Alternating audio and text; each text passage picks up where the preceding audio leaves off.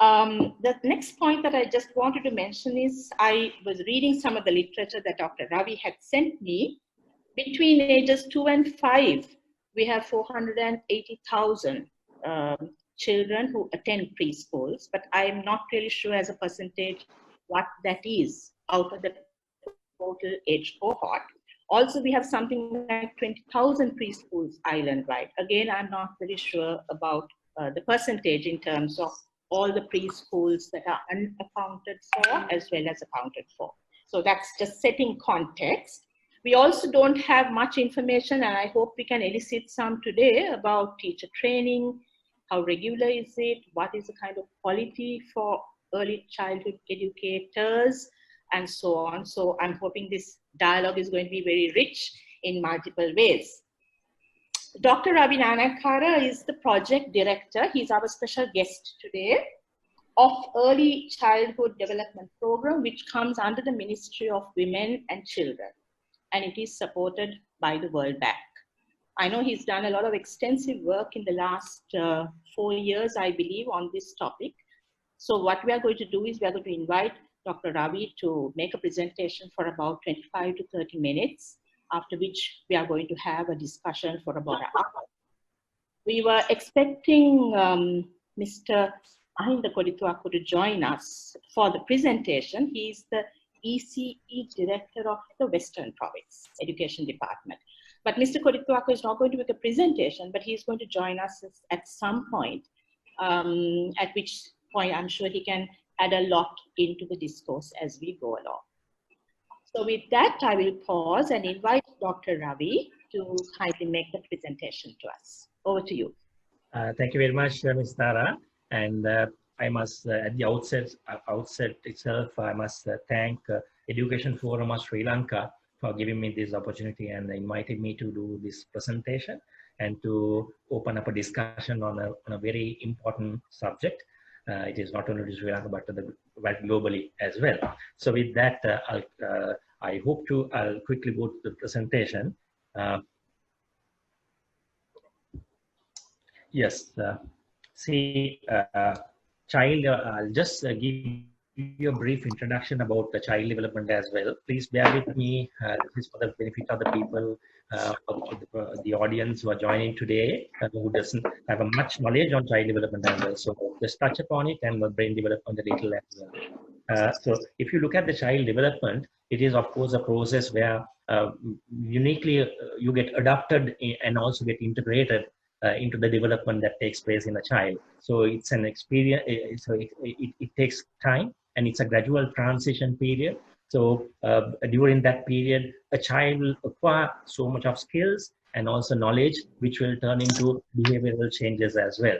So it's a process and also gradual transition and acquiring skills and knowledge, very especially which brings in behavioral changes. So in short, it is a gradual appearance and changes that takes place within, and also little by little, the complexity increases. So the degree of complexity increases with time, and that will lead into changes in the actions, communication, thinking, then also feeling, and also social skills of a child.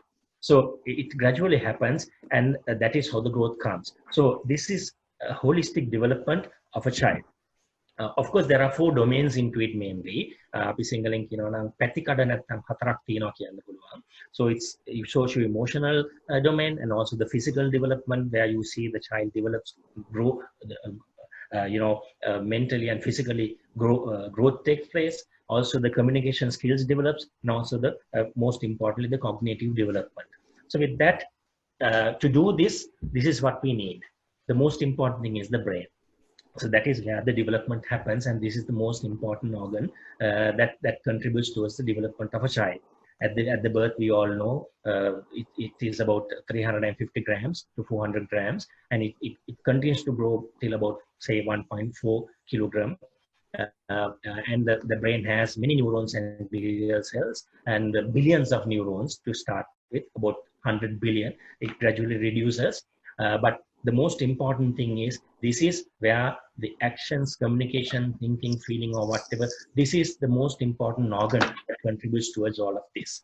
So brain development is so important, as Tara said, within the first 1,000 days. That is called the golden 1,000-day period, according, from the health point of view, where brain develops about 80 to 85% during the first 3 years, which is the 1,000 golden day period. Unless you stimulate, the most important neurons will not last.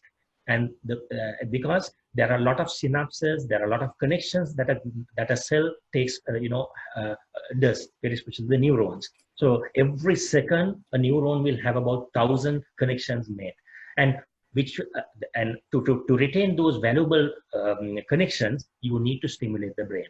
So if you just say, I'll just take a quick look at the brain. There are several parts. There are several centers which does a lot of good things for us to function as a unit. So on the left, you see the planning area, the frontal lobe, we call the frontal lobe, and from the back you can see the sight and visual cortex, and it goes into the memory of whatever we see, and gradually there are different locations which does so much of functions. So coordination happens just behind the planning emotion area, and most important area you can see in red where the voluntary movements happens. So a person can think, he maybe want to do so many things, but ultimately it comes down to this it comes down to this red part where a person will really do it. So that voluntary movement initiation happens from this red area. So our education, our skills, our whatever the motivation we get will trickle down to this area. And if we are really trained, and also if we have the proper development, unwanted voluntary movements could be controlled, and only the important things could be done, and that is called the holistic development of a child. So let's take a, your presentation can't be seen. Did you put up the slides? No. Well, did you? Can you see the slides now? No, not yet.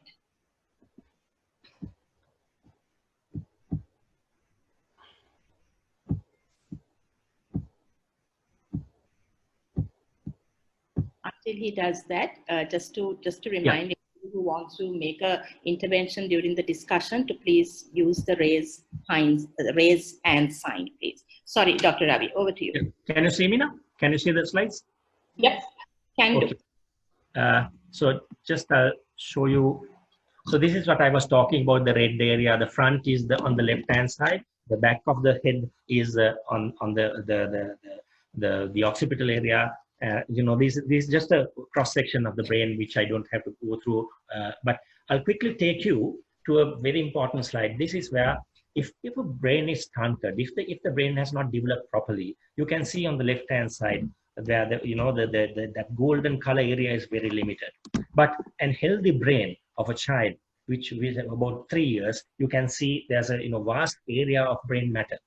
Now, this type of a brain cannot be reversed back into the right-hand side of a picture because it has already got affected. So this, to avoid this, we really need to have the proper nutrition, stimulation, all that. There are many, it's a multi-sectoral approach towards development of the brain. But important thing is that stimulation should happen, not only the nutrition. So with that, I'll just take 1 minute to give you an example.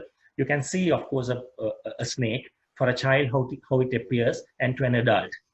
So if you quickly look at it, for the youth, it is of course, he remembers this is a cobra, and of course you get danger into you. Emotionally, you get very, very, very activated, and then you will have your thought process and go into a response. But to a child, it's a plaything, of course, something that a parent has not given to him or her, and joy comes into as an emotional reaction immediately, and the next would be the action would be to touch this snake, and we know where it will end up. Now, if we take that, the initial thing is the sight, of course, then we go into the memory of the snake.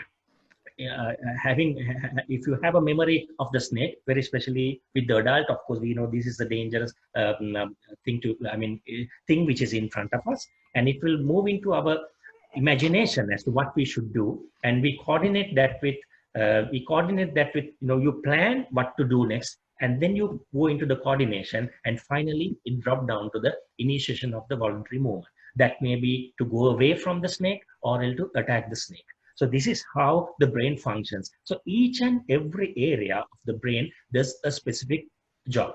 So in short, the brain development, or the brain is totally, it is a formation of all the processes. So different areas does a specific job, and neurons make a lot of connections, as I said, synapses.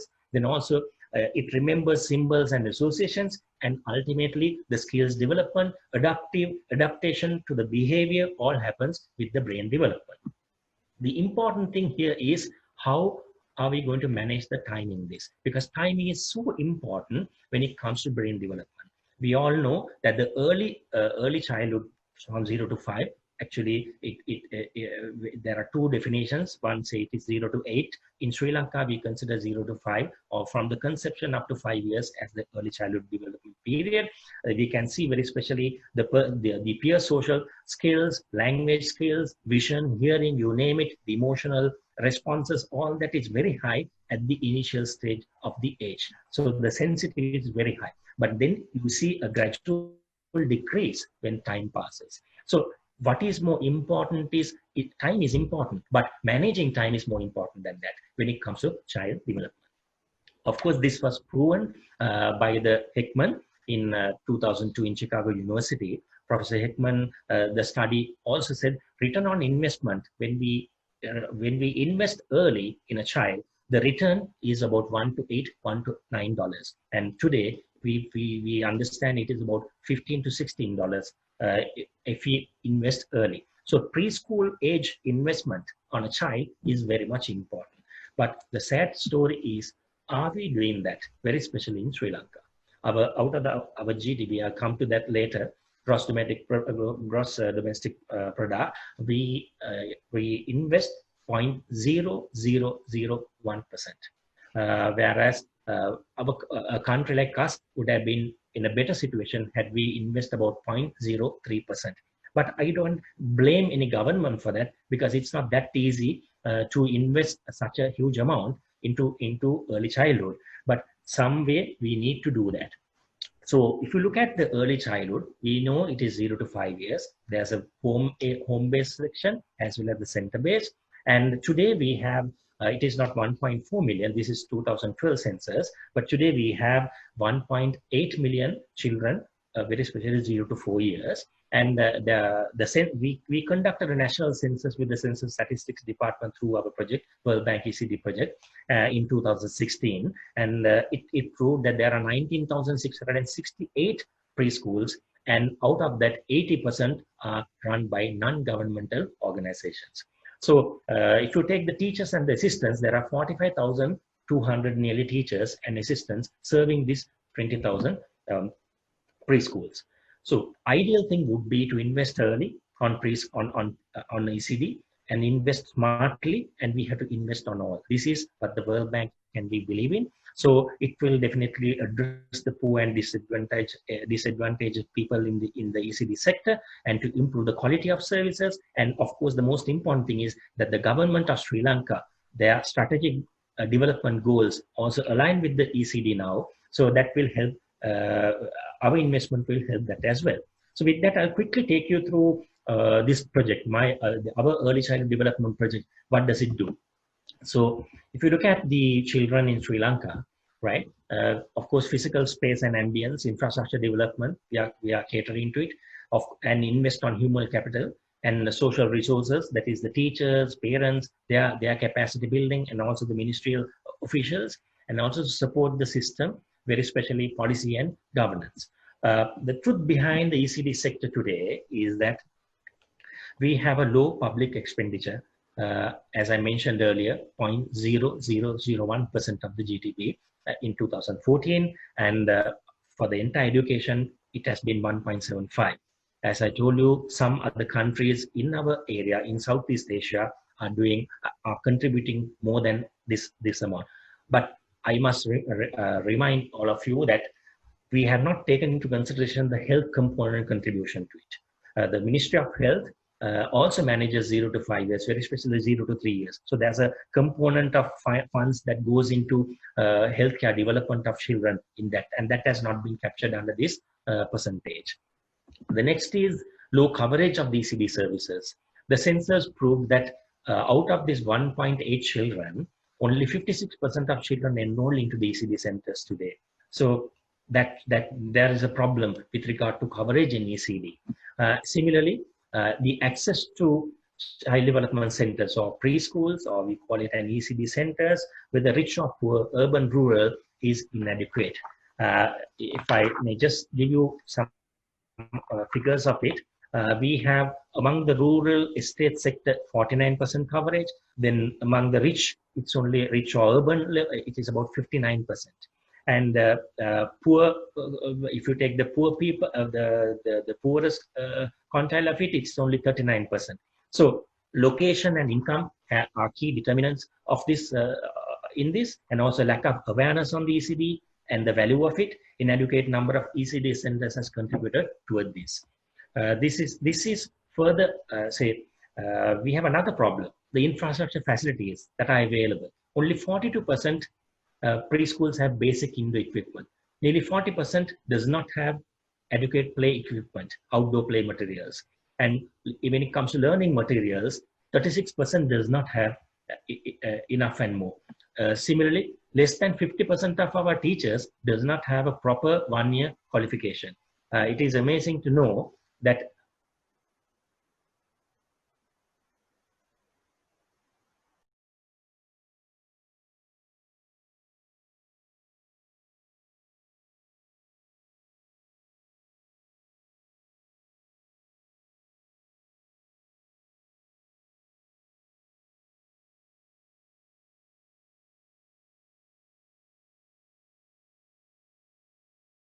Ireland, Japan, Brazil, and when you look at those countries, we see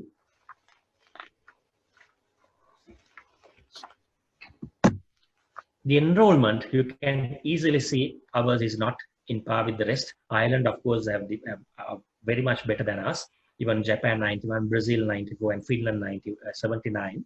And ECD centers privately owned. The census report said it's 71%. And if you take the non-governmental organization run centers, it's about 9%. So 80% of our ECD centers are run by the private sector.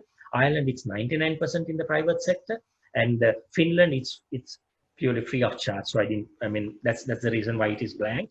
And if you look at the percentage of GDP that goes into ECD, it's clearly mentioned over there. You can see ours is very much less.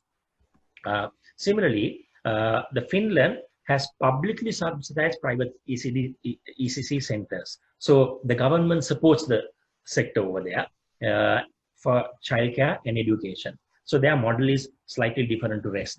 So similarly, if you under our project, the ECD project is mainly to enhance equitable access to and improve the quality of ECD services. That's the objective of the project. And we have a $50 million project in this during a five-year period. We are into the 4th year now. And our implementing agency is the Ministry of Women, Child Affairs and Social Security. We are looking at, say, why are we talking of this project? As I told you, 1 to 4 is our contribution from the ECD sector. Government has, when there's 1 center, the private sector and the NGO has about 4 centers. And the public sector alone will not be able to handle the entire ECD works to bring up the quality. The government need to come in. So this project is unique in that sense. And the strategy of public-private partnership, we look at the triple P concept under our project to enhance this equitable access and to improve the quality of ECD services. We have 3 components in this: improving quality, enhancing access, the equitable access, and also the strengthen the management of services. That we have aligned with to do that. We have, so if you look at the enhancing, there are several actions that we take, very especially increasing the number of new ECD centers, upgrading of present ECD centers. That is, we do under facility improvement grant. We have a very strict selection criteria underneath. We select the centers according to national census report, and also we get involved with the child development office and the divisional or district secretarial officers, identify these centers. We upgrade about 6,000 centers there. Of course, teaching learning materials, tuition fee waiver, we offered about 30,000 children today to obtain free of charge ECD services at preschools. And also we are interested in enhancing the inclusive ETC services with the Social Security Ministry. To improve the quality, we are coming up with 9 resource centers, each in one province.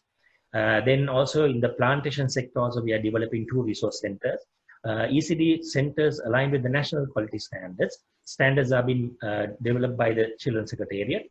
Then long-term and short-term training, very specially because there are 65 to 70 institutes which provide national diploma. So instead of looking at the national diploma curriculum, we thought we'll come up with a in-service training, and that is happening. And we develop master trainers also to support this. We have come up with a parental awareness. We do this a comprehensive parental awareness program. We have partnered with the National Institute of Education and Open Institute of Sri Lanka to develop these training modules. And we have trained more than 150,000 parents by now, and nearly 16,000 teachers out of 45,000. Our target was only 6,000 teachers. We have done almost 3 times of that. And presently, we are conducting a social audit as well to see the impact. Similarly, the ECD policy came up in 2018, started in 2004. The national quality standards, these are there, but we need to strengthen it. So we are supporting the ministry to bring it to the ground level. So a proper monitoring evaluation system. For that, we have developed a management information system, and I'm sure the Children's Secretary will be able to capitalize on that once the project is over. This is just I'll take you through in quick sessions. Like there are 3,400 centers that we have supported so far. We have given financial aids. As I mentioned to you, it's called Facility Improvement Grant.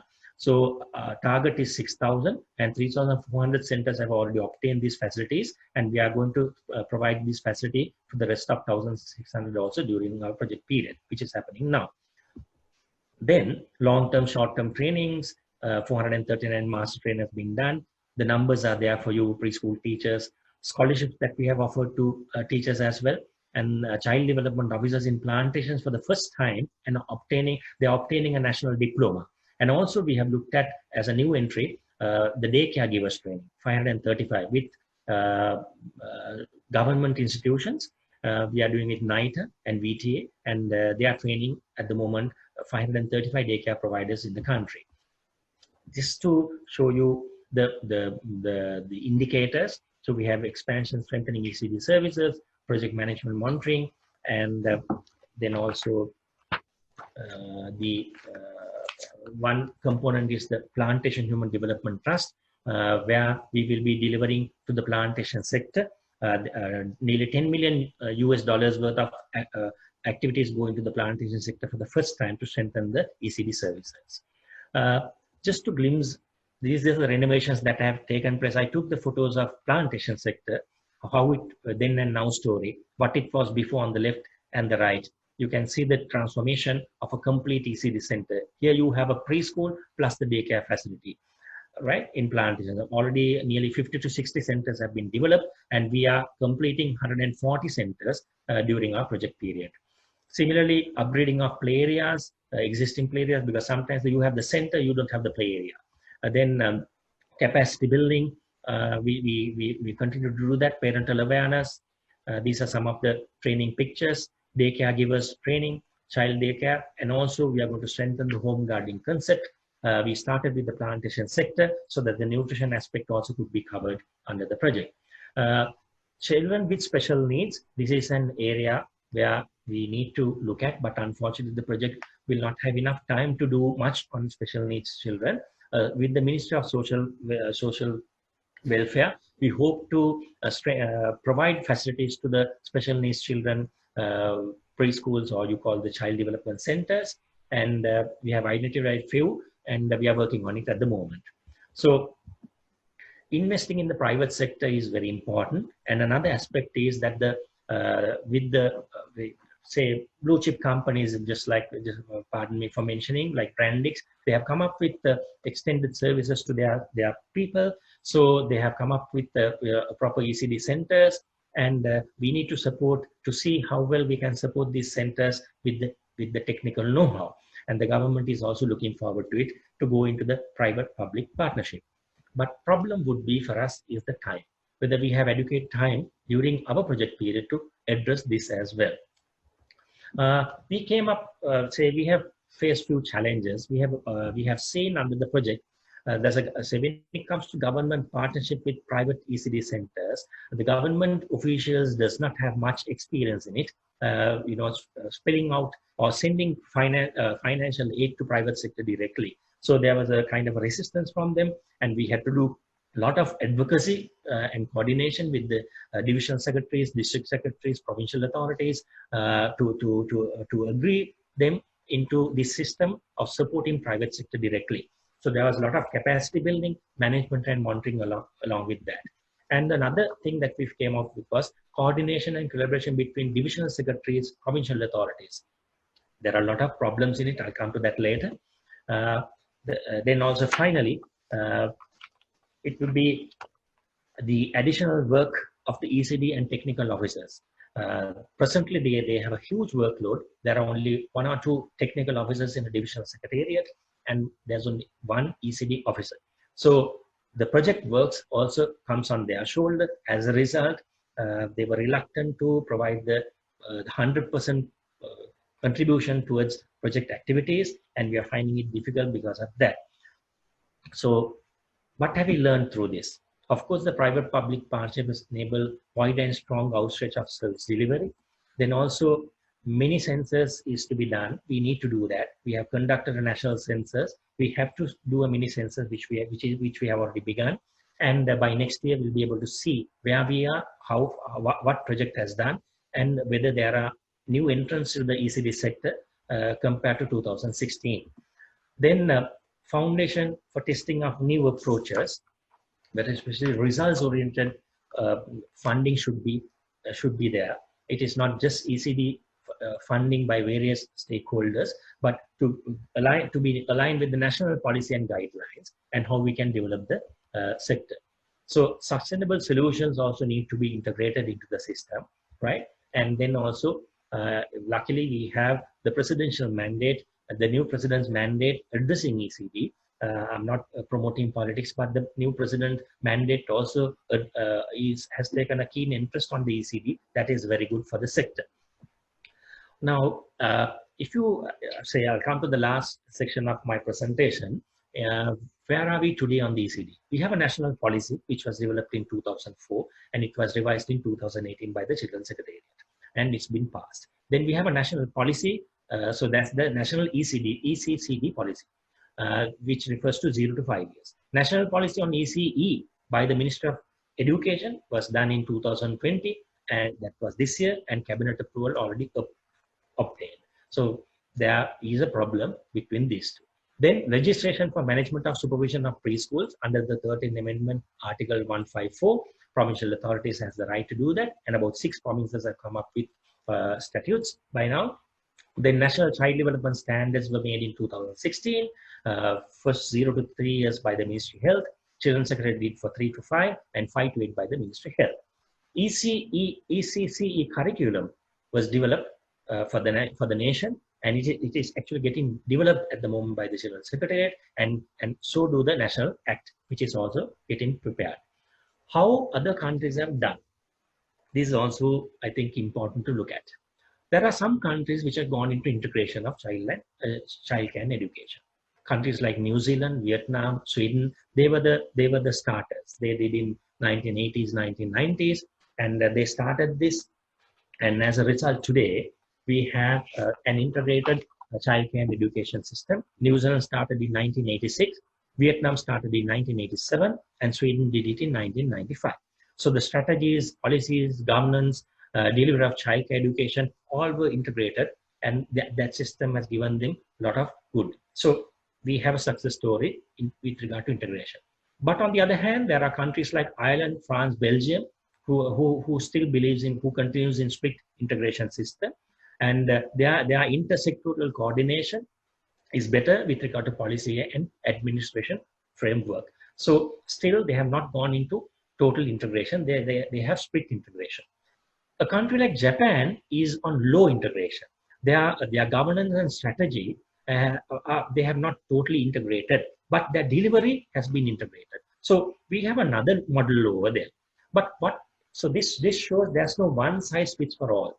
So Sri Lanka, we have to decide what is suitable for us, whether it's total integration, whether it's a split integration, or are we to follow like low level integration like in Japan, or it may be something a combination of all this, because there are multi-sectoral players here. There are we have few ministries, 5-6 ministries: Ministry of Health, Ministry of Women Child Affairs, Ministry of even administration, because children's provinces comes under them. So different players into this.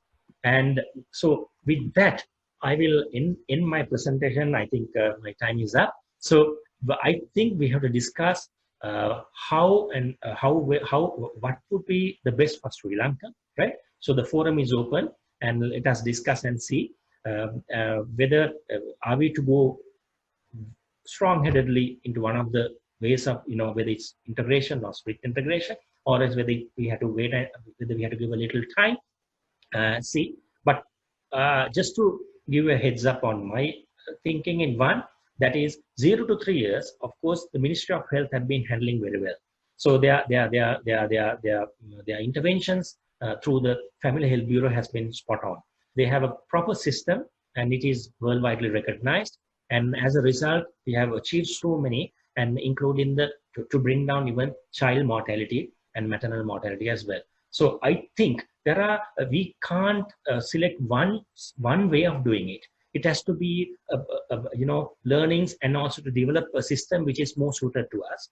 At the moment, Ministry of Education and Ministry of Women Child Affairs, as I know, are discussing to see how well this new policy could be, who and where, who should take the responsibility, what are the how we could share and work in this entire ECE. So with that, I'll end my presentation, and I'm ready for your questions. Thank you very much, Dr. Ravi. We will now go straight away into the discussion. 2 quick things. You could remove the slides, Dr. Ravi. Yeah. Yeah. So you could kindly, a lot of questions are coming to the chat, but if there's anybody who wants to ask a question in between, please use your raise hand sign, or write in the chat, preferably the raise hand sign. We have invited the provincial ECE responsible authorities and actors as well. So I'm hoping Mr. Mahinda Koritwaka will join us at some point. If there is anybody from the other provinces in the forum right now, I would like to invite them also, if there is a presentation, to quickly make it. If not, we have several private ECE providers with us, so they too can make a contribution. But let us open the discussion, and we can touch on the presentation Dr. Ravi did, plus any other issues, clarifications, and points connected to this particular topic. The questions that have come on chat, anybody from those who posted on the chat, would you want to start with that? I think Dileepa had made a comment on that. Shamala had written. Anybody else who has written on the chat? Please, can you address your question? No. Who is that? Hello, I am Upali Gamakumara. Yes. Yes. Actually, now I must add something where I am and what happened to this one, because I'm very thankful to Dr. Tara Dimel, because having gone through my article on the island on May, I think 22nd, right? She has invited me to your forum, and I'm very happy to be with you. And actually, I started my career as a teacher long time back, and I switched over to industry and had my education, the same masters, and especially I am into the what you call management. But with my experience, I love to studying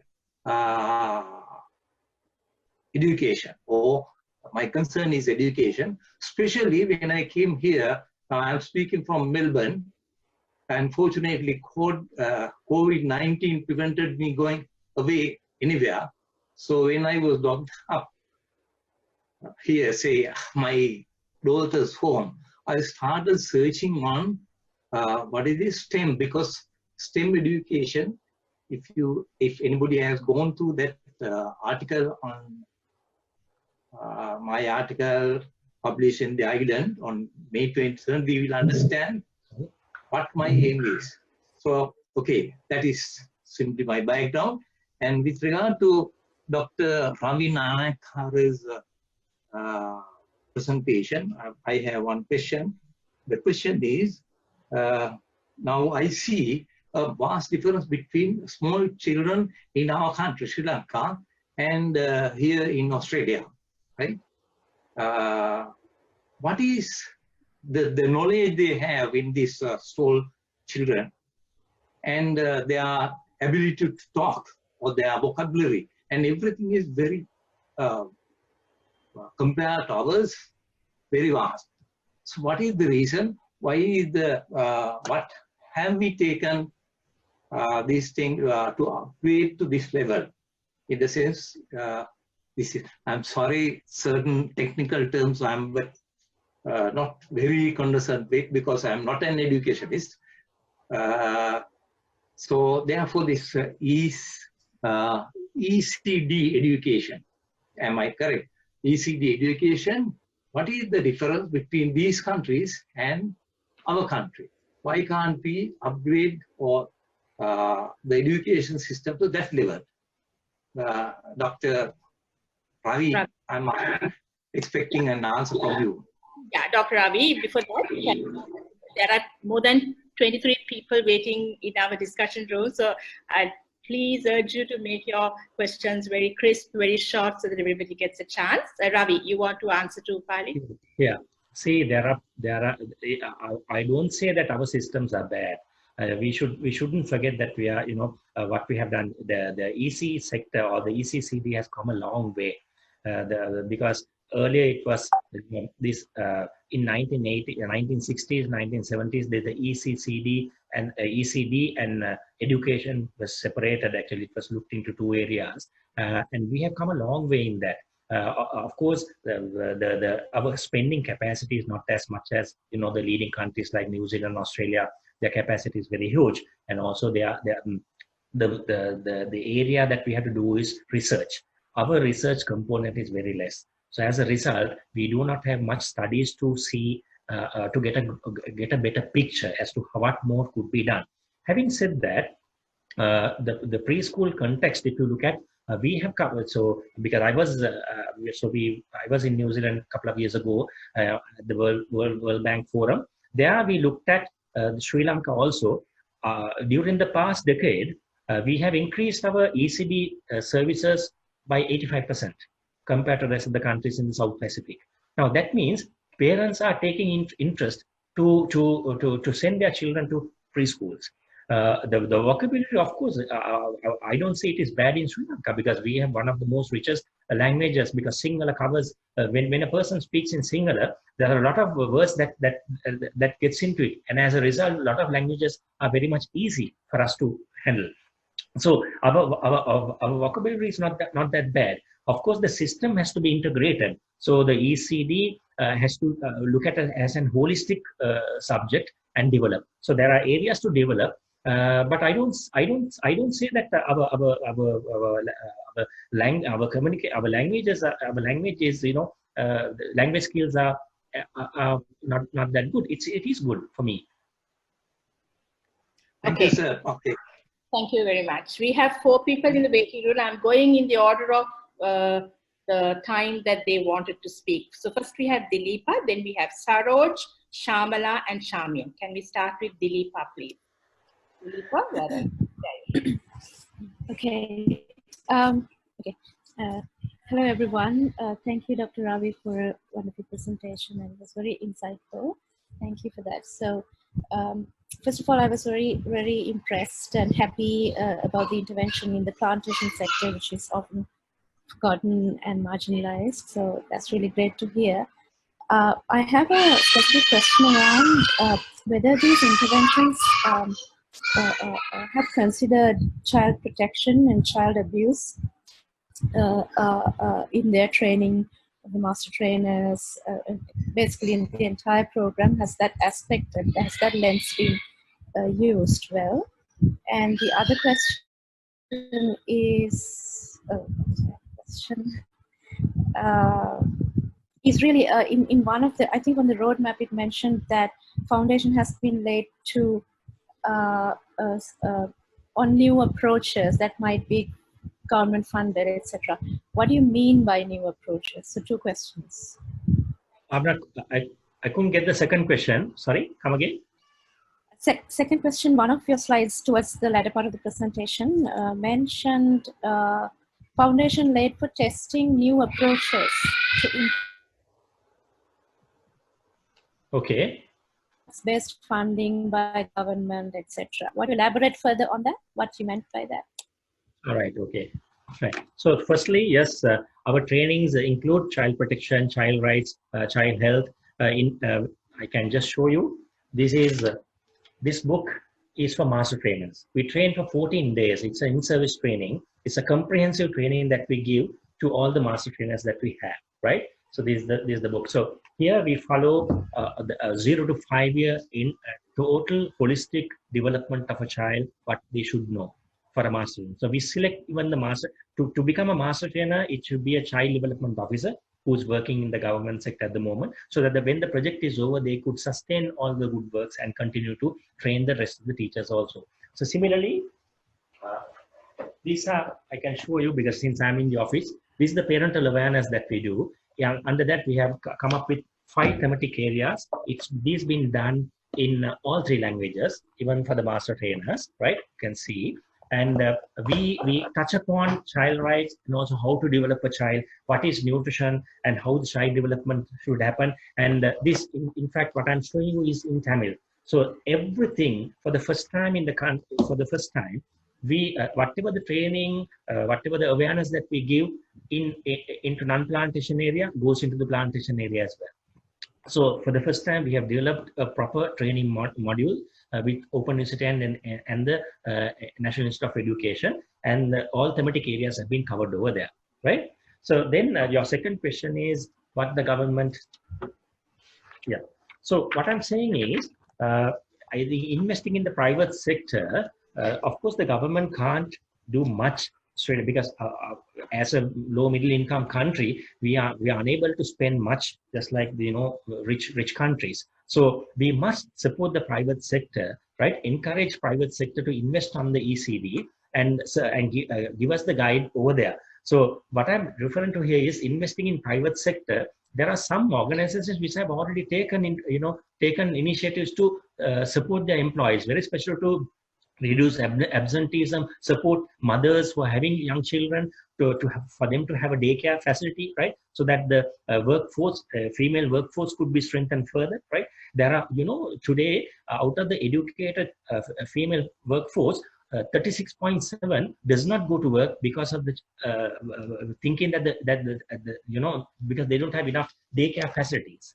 So as a result, we lose but fortunately today the private sector is taking initiatives. Even the BOI, Board of Investment, has come up with decent centers in Velisara and also in Katunak area, setting up new ECD centers with the ECD facilities, with the daycare facilities. So we need, as the government, also need to support them, right, and bring in quality into ECD sector. That's what I meant over there. Thank you very much, Ravi. I think Saroj is the one who is next in line. Saroj, are you there?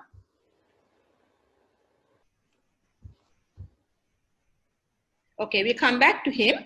Shamala is not asking a question. Then we have Shamian. Yeah, hi, Shamian. Can you unmute your mic? Please. Okay. Hi, and thank you very much for having me. Dr. Ravi, I don't know whether you remember, but about 5 years ago, you were at one of our teacher trainings. Yes. So my first question was to ask, you spoke about the policy, whether it is available for us preschool teachers to have a look at. Absolutely, it is online. It is given by actually the policy was developed by the Children's Secretariat of Ministry of Women and Child Affairs, and it is available, and it's online. You can see that. If not, you can. It's a matter of just giving a call to the Children's Secretariat in the ministry, and you can get it. Okay. The second question, Doctor, is I have been involved in teacher training, and I've always felt very passionately about this subject. I think Sri Lanka, one of the biggest issues we have is that our teachers are not adequately trained. And the training periods are short, and one of the other things that I think we need to address is looking at our trainers, because if you look at the Montessori training of trainers, it's actually a 6-year course. Because when you think about it, the trainer has everything within her hands she is the influential point of all teachers. So if they are not sound and they really are not knowing if they don't know the subject properly, which is one of the constant problems I have faced with teachers, that they are not adequately trained. And also we rarely have workshops in the preschool sector to keep ourselves in the loop and understanding the new developments in this form of education. Yes, certainly the early childhood sector, I have in the 18 years I have been living in Sri Lanka and in early childhood, I would think I have been to only a couple of trainings. So we ourselves have done quite a few, but there doesn't also seem to be that great interest amongst teachers to train. Purely because I think they don't realize that it's a sector that keeps evolving and we have to keep moving with modern trends. I'll keep it really short just to give Upali a little bit on what the question of Sri Lankan children's vocabulary. I disagree with you there, because I worked 18 years in Sydney in Montessori. So while those children from Australia are very confident communicators, you mustn't forget that Sri Lankan children are often bilingual, in some cases even trilingual. So their language is pretty rich. They may not have the confidence as a Western child to express themselves, but certainly the language is there. The issues that of late, in recent times, I have come across is that some parents are in a great hurry to teach their children English. And thereby, we have children who come from Sinhala speaking backgrounds or Tamil speaking, and they do not lay the foundation before they go into the second language. And then we do have kids who are a little bit confused and who don't have the fluency that they would have had they had the mother tongue learned first. So this is a common mistake that parents make when they are trying to make them bilingual. But our children are pretty communicative. They have lots of words in their speech. Yeah. I think that's an important point. Ravi, you want to yes. I think, yes, Shamin, I can remember I came and I think did a training to your teachers over there.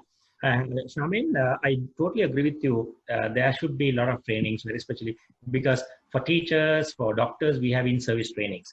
And for preschool teachers also, it should happen. That is why our project have already started creating master trainers so that they will in turn will be able to cover the entire preschool teacher sector, including English sector. Our main problem there is having master trainers in English medium, so which have already started. And we were to have the first batch in this year. Unfortunately, due to COVID-19, we could not do that.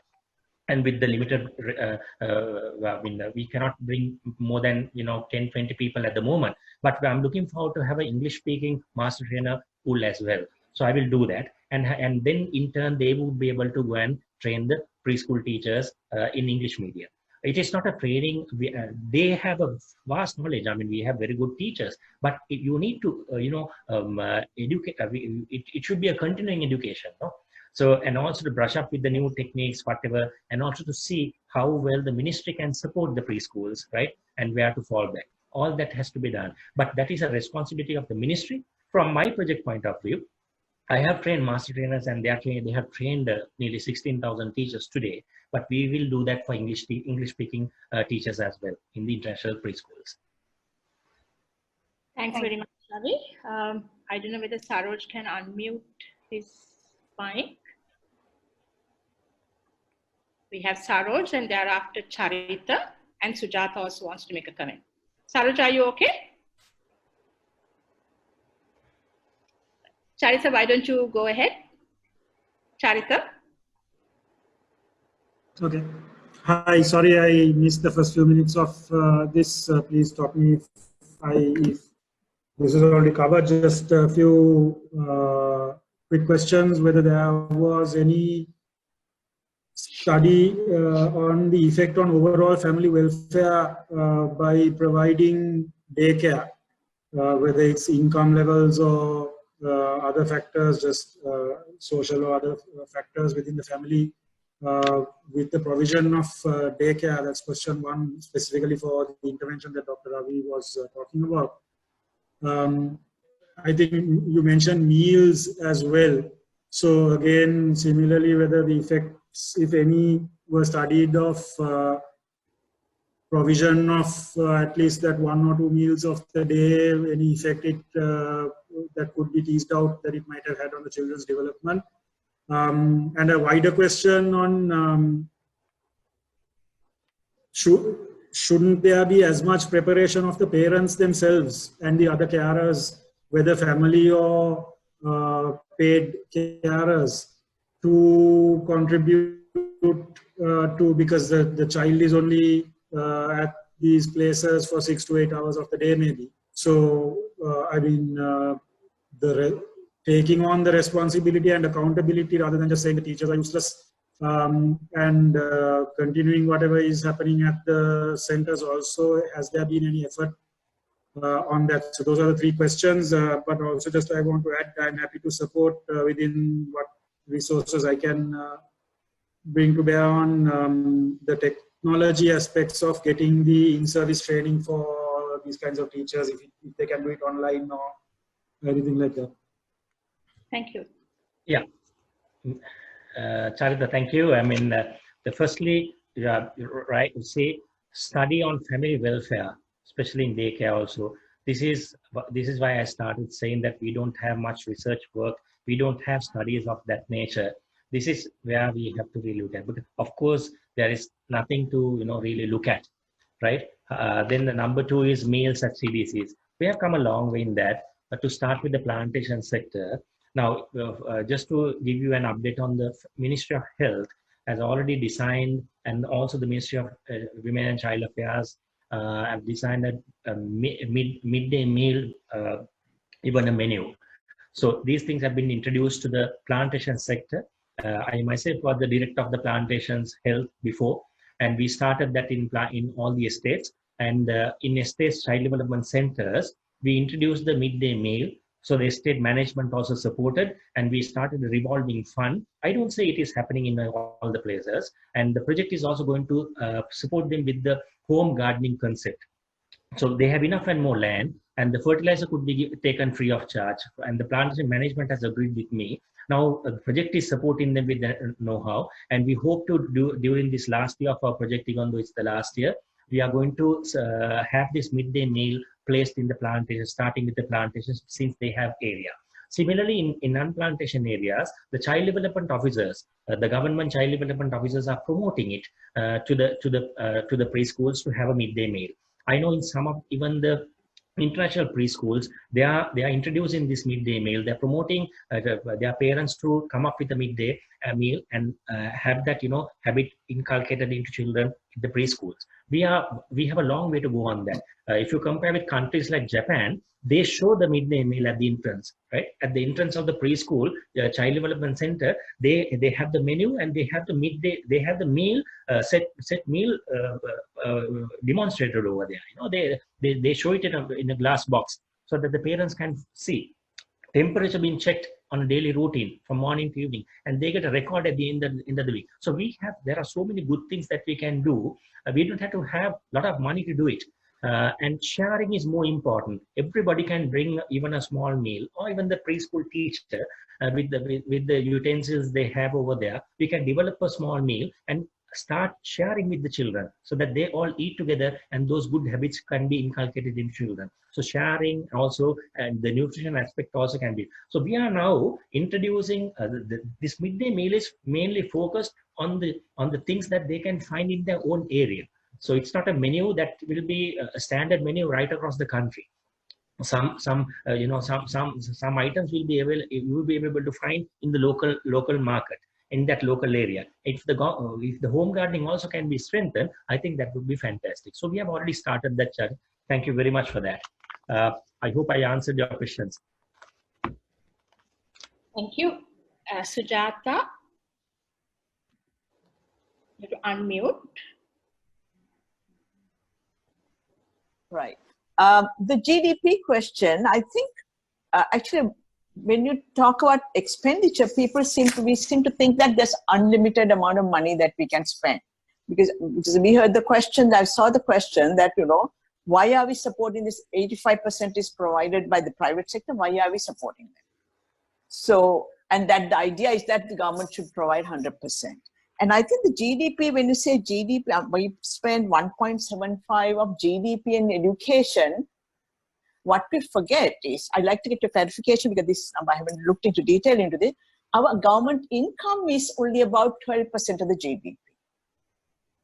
Correct. See, I mean, these GDP numbers, UNESCO and everybody use them because it's easy to compare across countries. But when people look at this and say, why are we spending only 1.75? But our budget is, our income is only 12% of the GDP. And I've heard this education, you know, people saying we should spend 6% of the GDP on education. I mean, don't you think that we should at least give this 1.75 for international comparisons, but shouldn't we give it as the government income? You know, percent of the government budget. Then it's, I think it's ridiculous. That's why people have this notion, no, we give, we give only about 78%, we give free higher education. And you're saying, no, we can't support private, we should give everybody free. But people don't understand, you know, that our government income is actually, it's going to go down to 10% this year of the GDP. Yes. So don't you think that we should present these numbers in a different way so that we can have a more realistic conversation? Yes. Thank you. What Sujata said is again a clarification. You said in your presentation, 0.001% is what is currently being invested in ECE, whereas you said ideally 0.03%. And you mentioned Finland and all these other countries which are way above 0.001%, and they are also ahead of 0.03%. So the 1.7% of GDP what Sujata referred to is not talking about ECE per se. It is on education. All education, yes. All meaning primary and secondary, stopping at the senior secondary school. Am I correct in that? No, tertiary also, I think. No. Yeah. Tertiary doesn't come into that, I think. Anyway, so my question to you, Dr. Ravi, is, so in your presentation, you said 0.001% with the ideal 0.03%. Now, my question is, like, when it comes to the government funding, the provincial count, this is a devolved subject. So ECE comes actually directly after the 13th Amendment, it comes under the provinces. So what proportion of the government budget is allocated to ECE vis-a-vis the provinces? So how does the World Bank's support come in terms of a total financial package? Yeah, Sujata and Tara. Yeah. Now to start with, now I just gave you the facts, that is 0.001 I totally agree. That's why I said also we cannot compare with leading countries and say that our allocation is very much less, because what we get, the income to the government is very less, right? So as a result, we should be happy in a way. At least there's some contribution towards the ECCD, right? Even though this sector is so important, where the brain development, all that.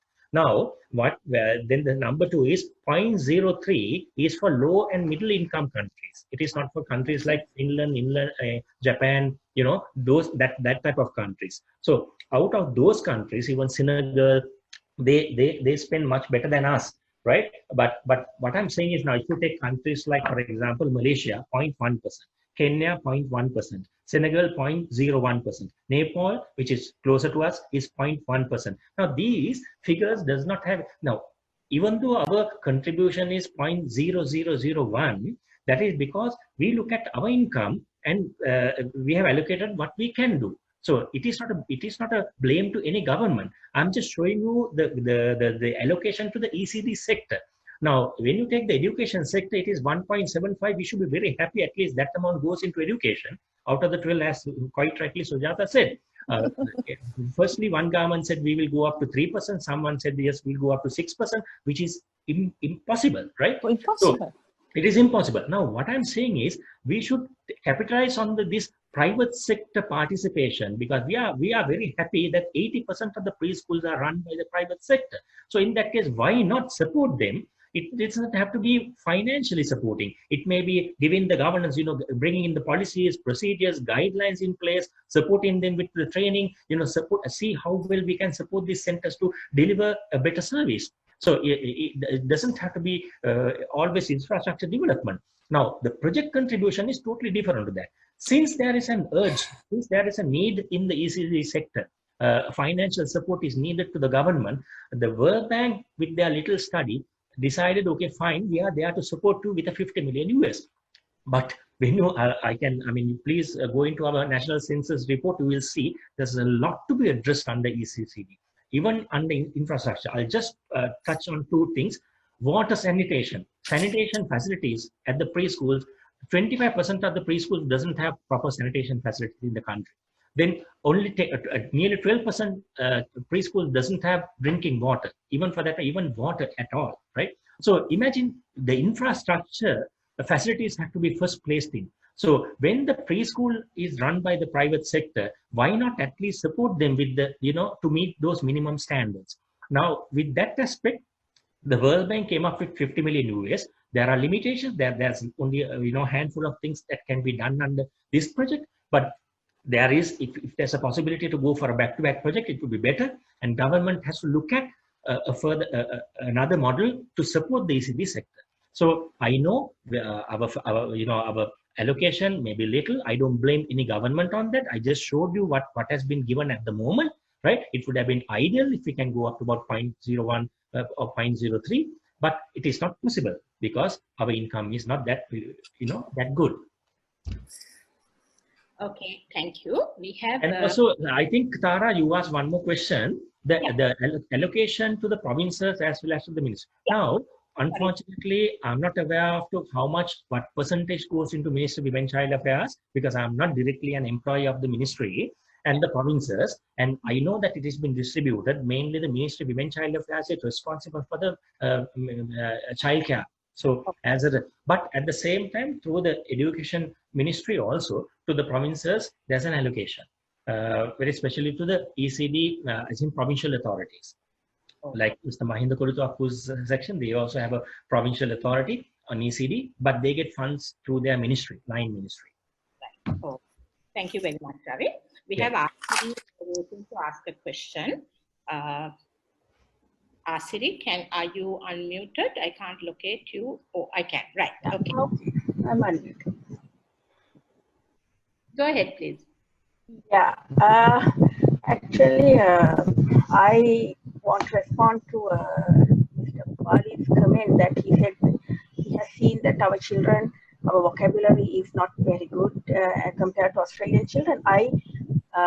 When looking at the offset, it seems to be so, but I also see that it is the confidence and the level of ability to talk and present themselves, there is a huge difference. I agree with that. So that is mainly because of the way our teachers and also our parents teach the children, the way we develop them from early childhood to sort of like not to ask questions, but we train them on everything the way we want and not giving the freedom of exploring and expressing themselves. So that same thing is happening in all these with the parents as well as in most of the preschools also and all of our education system. So when we talk about the early child development, it is very important now what we have seen over the years, that all the programs that comes as early child development programs, so they start on, but then the focus drifts towards nutrition and protection and infections and diseases and all these, again, those health aspects, rather than the very important concepts of parenting and educating, the pedagogy and teaching and all these things. So the focus has to be shifted back into those aspects, specifically focusing on development. So what do we mean by development, and how we sort of develop a child, how we sort of empower them to speak up, to explore by learning themselves. All these things have to come into the early child development program. And as mentioned, parenting plays a very important role. And also training of the preschool teachers plays a huge role, which are very lacking aspects in our country. I don't know whether I was heard very well. There's a yeah, I was about to say there's a problem. We can't hear you very clearly, Asiri. I don't know. Yeah, give me a minute because of my fan. Okay. Can you hear me clearly now? Yeah, you're better. Yes. Okay. Right. So what I wanted to emphasize is that when it comes to early child development, we have to specifically focus on parenting as well as preschool teacher training. So in that sense, because it will give room for a child to develop in their optimum capacity without the hindrance from the adults. So nowadays what happens is through our cultural and parenting systems as well as our teaching practices, we do not provide the optimum environment for a child to learn. So I think we have to give much more focus in that area as well. So that's what I wanted to emphasize. So that is why our children and the Western children are different when we like look from the offset, not their IQ or anything as such, but their way of their expressing and confidence and how they talk with others and their capabilities in those aspects. We see those aspects are less in our country. Thank you very much, Asiri. Just Dr. Ravi want to respond to that, or shall I go on to the next person? Yeah, I think it is not a question. I know Asiri, I mean, she's spot on that. I just want to add a little to that. See, we have a lot to do on home-based care. Our parents really don't know. They think by giving food and filling the stomach is child development, right?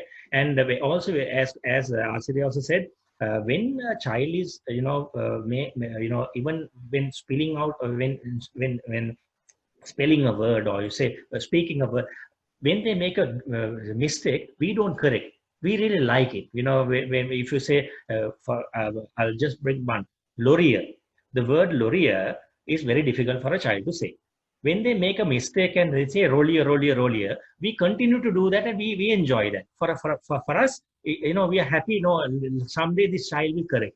But in other countries, they don't tolerate that. They know when to correct. They have been taught how to develop the child. They look at their milestones very seriously. So the parenting, every parent been taught very specially about the child's milestones, what they should do and what they can do at each and every milestone. So these things have to be brought into this parenting education. And even in our parental awareness, we do that. We tell the parents, this is what you should be looking at a child, how you look at a holistic developed child, what your child, because otherwise for a mother, your child is the best. You never see a mistake in a child. So that's very common. Even to date, our parents, unique child is us. There's no difference in it.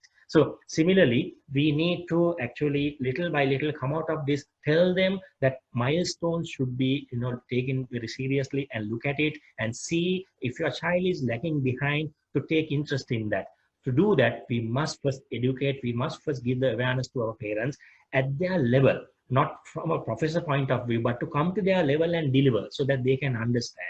This is very, very important. And I'm happy that we have taken our initiative through our project. We are looking at, I think Asiri knows about it, we are looking at 5 areas, thematic areas, going into all these details at their level. So we discuss, we have sessions with them one-to-one. So I hope the Children's Secretary will continue to do so. And Ministry of Health also had done a lot through the midwives and the MOHs also. Thank you, Ravi. We have Sujata again and Januka, but before that, I'm just going to read out Saroj's question because it's a problem with his mic. He says, how have we made ECD sensitive and relevant to local culture? Have we included local poems, songs, and values? How have we ensured that religious biases are not influencing the ECE sector? I ask this because several NGOs that are faith-based do have ECE centers. Yeah, see, this is where now we have national policies. We have, curriculum developed at the moment, and we have guidelines developed. But at the same time, the cultural aspect, of course, it depends on preschool, on each and every preschool. We have a multi-sectoral, we have Sinhalese, Tamils, Muslims all coming together. We don't have separate preschools for religious bias, or say, for that matter, English. Now only we have international preschools, but generally we have all types of children coming into it.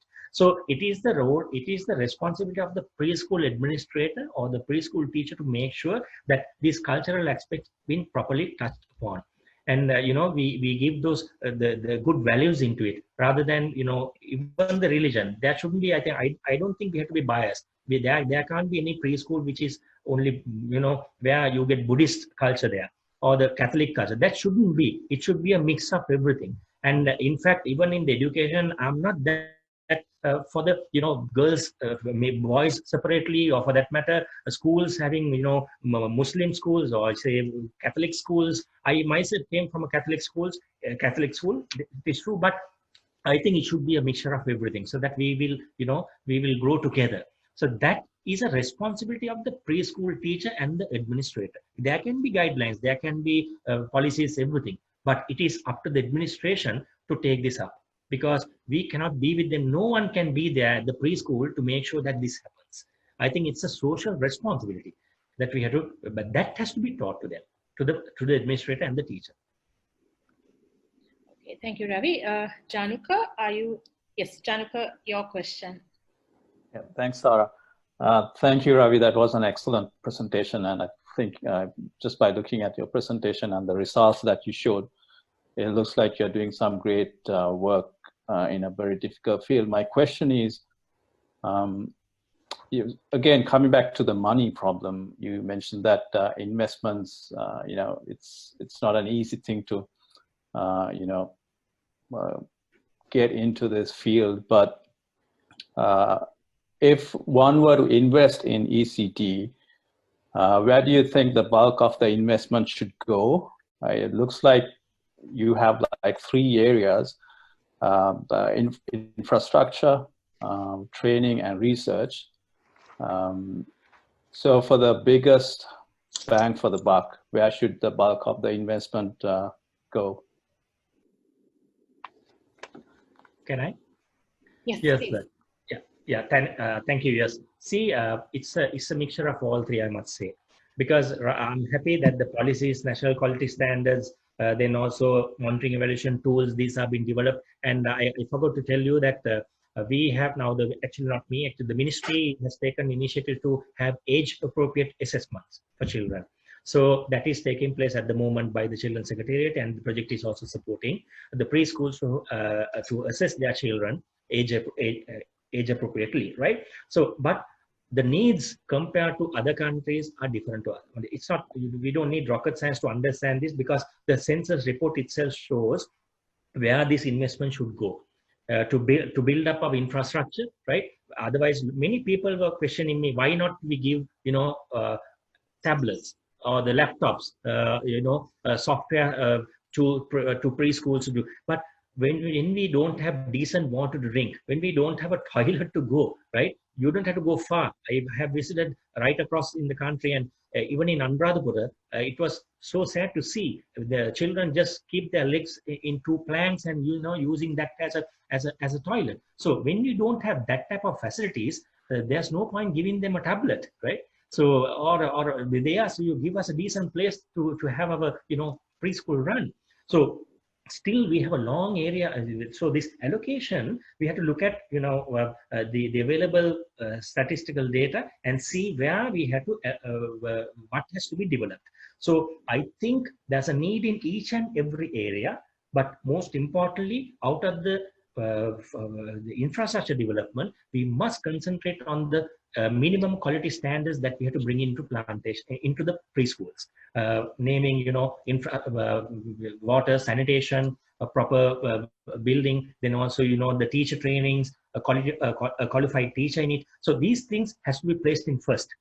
Then only we can improve, right? At the same time, the nutrition, of course, we are happy that the Ministry of Health is also taking a huge interest in that. But we, under the Ministry of Women Child Affairs or Ministry of Education, whoever should identify the gaps are identified already, and see how well we can support utilizing the funds that we have, and also getting the private donors, private, very especially the NGOs, INGOs participation. I always say we must have a multi-sectoral desk under the main ministry, right? Where the INGOs, NGOs, friends could be identified and give due recognition and ask them to go for the national policy or the national quality standards that we are looking at. So if we do that, certainly this sector can be developed. Thank you, Ravi. Tara, I have a quick question. Can I ask? Yes. So this is related to the training. How do you conduct training within your project, within your 5-year project, and what's the future of training? This loops back to the discussion we had last time about vocational training. Can this be integrated with something like a vocational training institute? I think that would be more sustainable. Yes, a good question. See, the World Bank came up with a study prior to the introduction of this project. And also we just checked the pulse of the ECD officers. There are 335 ECD officers working around the island, right, in the entire country, working in 332 divisional secretariats. When we checked with them, we knew there are nearly 70 different institutes which provides a national diploma in ECD. So when we take the entire teacher component, even though they say I have a national diploma, it varies from organization to organization. We don't know where they stand. So it is so difficult for us as a project to evaluate all these and say, to evaluate 70 organizations and see whether their curriculum is up to the standard. Of course, the ministry is coming up with a national curriculum at the moment, but there was a curriculum before as well. Now, instead of that, we looked at all thematic areas and we developed an in-service training module with the Open Institute of Sri Lanka, National Institute of Education, and for about 1 year, we looked at the curriculums available and came up with the thematic areas on ECD and what they should know as a teacher, as a preschool teacher or a preschool service provider. For them, this is how the curriculum was developed for them. It's an in-service training, a 7-day training. And to do that, we developed a 2 weeks in-service residential training for master trainers. They are, of course, with the ECD background. They are degree holders in either social, at least with the social education degree, who are working in the government setup. Now, you came up to a good point. Why can't we tie up with a vocational training institute?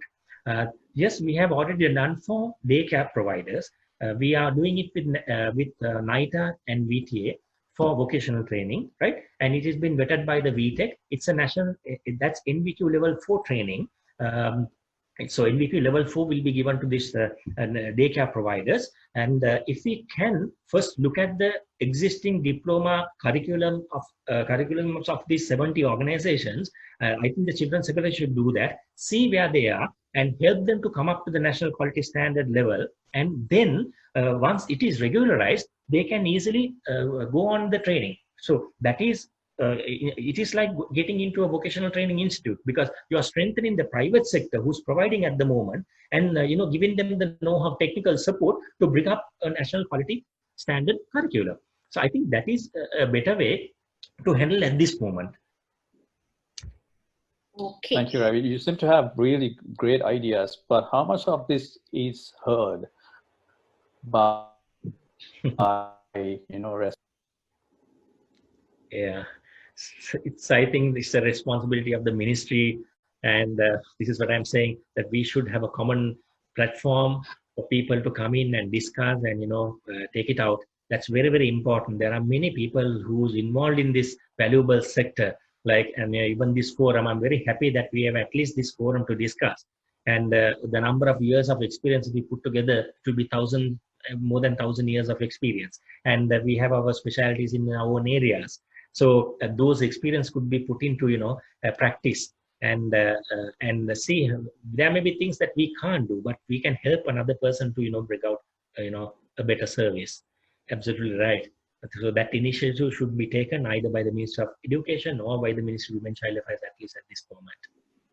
Thank you very much. Thank you, Ravi. Congratulations on the excellent work that you're doing. Thank you very much. Thank you.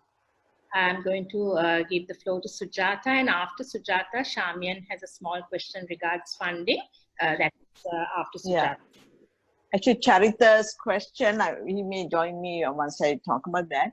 Yes, 0 to 3, up to 3 is the most critical years we learn. And that's when the child spends most time at home. Even in the child care, it's only about 2-3 hours in the ECD. So I was wondering whether you would get more bang for the buck, focusing on the 0 to 3 years, because you said the Ministry of Health is already doing some good work. I mean, I've been to these clinics. When my children were small, I used to take them for their shots to the neighborhood clinic. Amazing places. You just have a video there, keep running videos on educational videos. But isn't it, Charita was asking this question, why aren't we focusing on educating the parents? Yeah. That's my question. Yeah. Yeah, I think this is why I have been harping on it, Sujata. 0 to 3 years, I'm very happy that the Ministry of Health has, our Sri Lankan ministry has done a lot, and they are doing it, and they are continuing to do so. So even this project was focusing on 3 to 5 mainly because of that, right? Rather than trying to duplicate things, when the system is good, we should not disturb it, right? Right. Having said that, we need to support the home-based care. And that is why even from the project, what we can do, we have started the trainings, we are doing it. We have done 10 times more than my target. My target was only 1,200 programs, but I have already done more than 30,000 programs on this, even to the plantation sector in all 3 languages, Sinhala, Tamil, and English. So, but it is not enough. Project will end by next year. We are a 5-year period. We come up, we will finish this project. But thereafter, whatever the good works by us or by anyone else should be continued. And this has to be sustained. So that responsibility lies with the Ministry of Women and Child Affairs, and also now the Ministry of Education as well. They have to look at it and see how well we can bring this knowledge and keep our parents aware on the importance of ECD. And I will go one step further. Our children who are going to be future mothers, very especially grade 9, 10, 11, 12, they are the future. They are the people who will take over the motherhood from our generation. So why not, give them tell them about the importance of ECE, during our education program itself. There are areas where we can touch upon, and it may be a little, but at least to tell them what is more important, right? This has to be taught this has to be taken into consideration by the Education Ministry. Thanks, Ravi. Shamian, would you want to unmute your mic? Yeah. Hi. Dr. Ravi, you in discussion, you mentioned the budgetary allocation for the ECD sector. Why is it not possible to extend the amount, say, to 3%? There are several people who said it's impossible.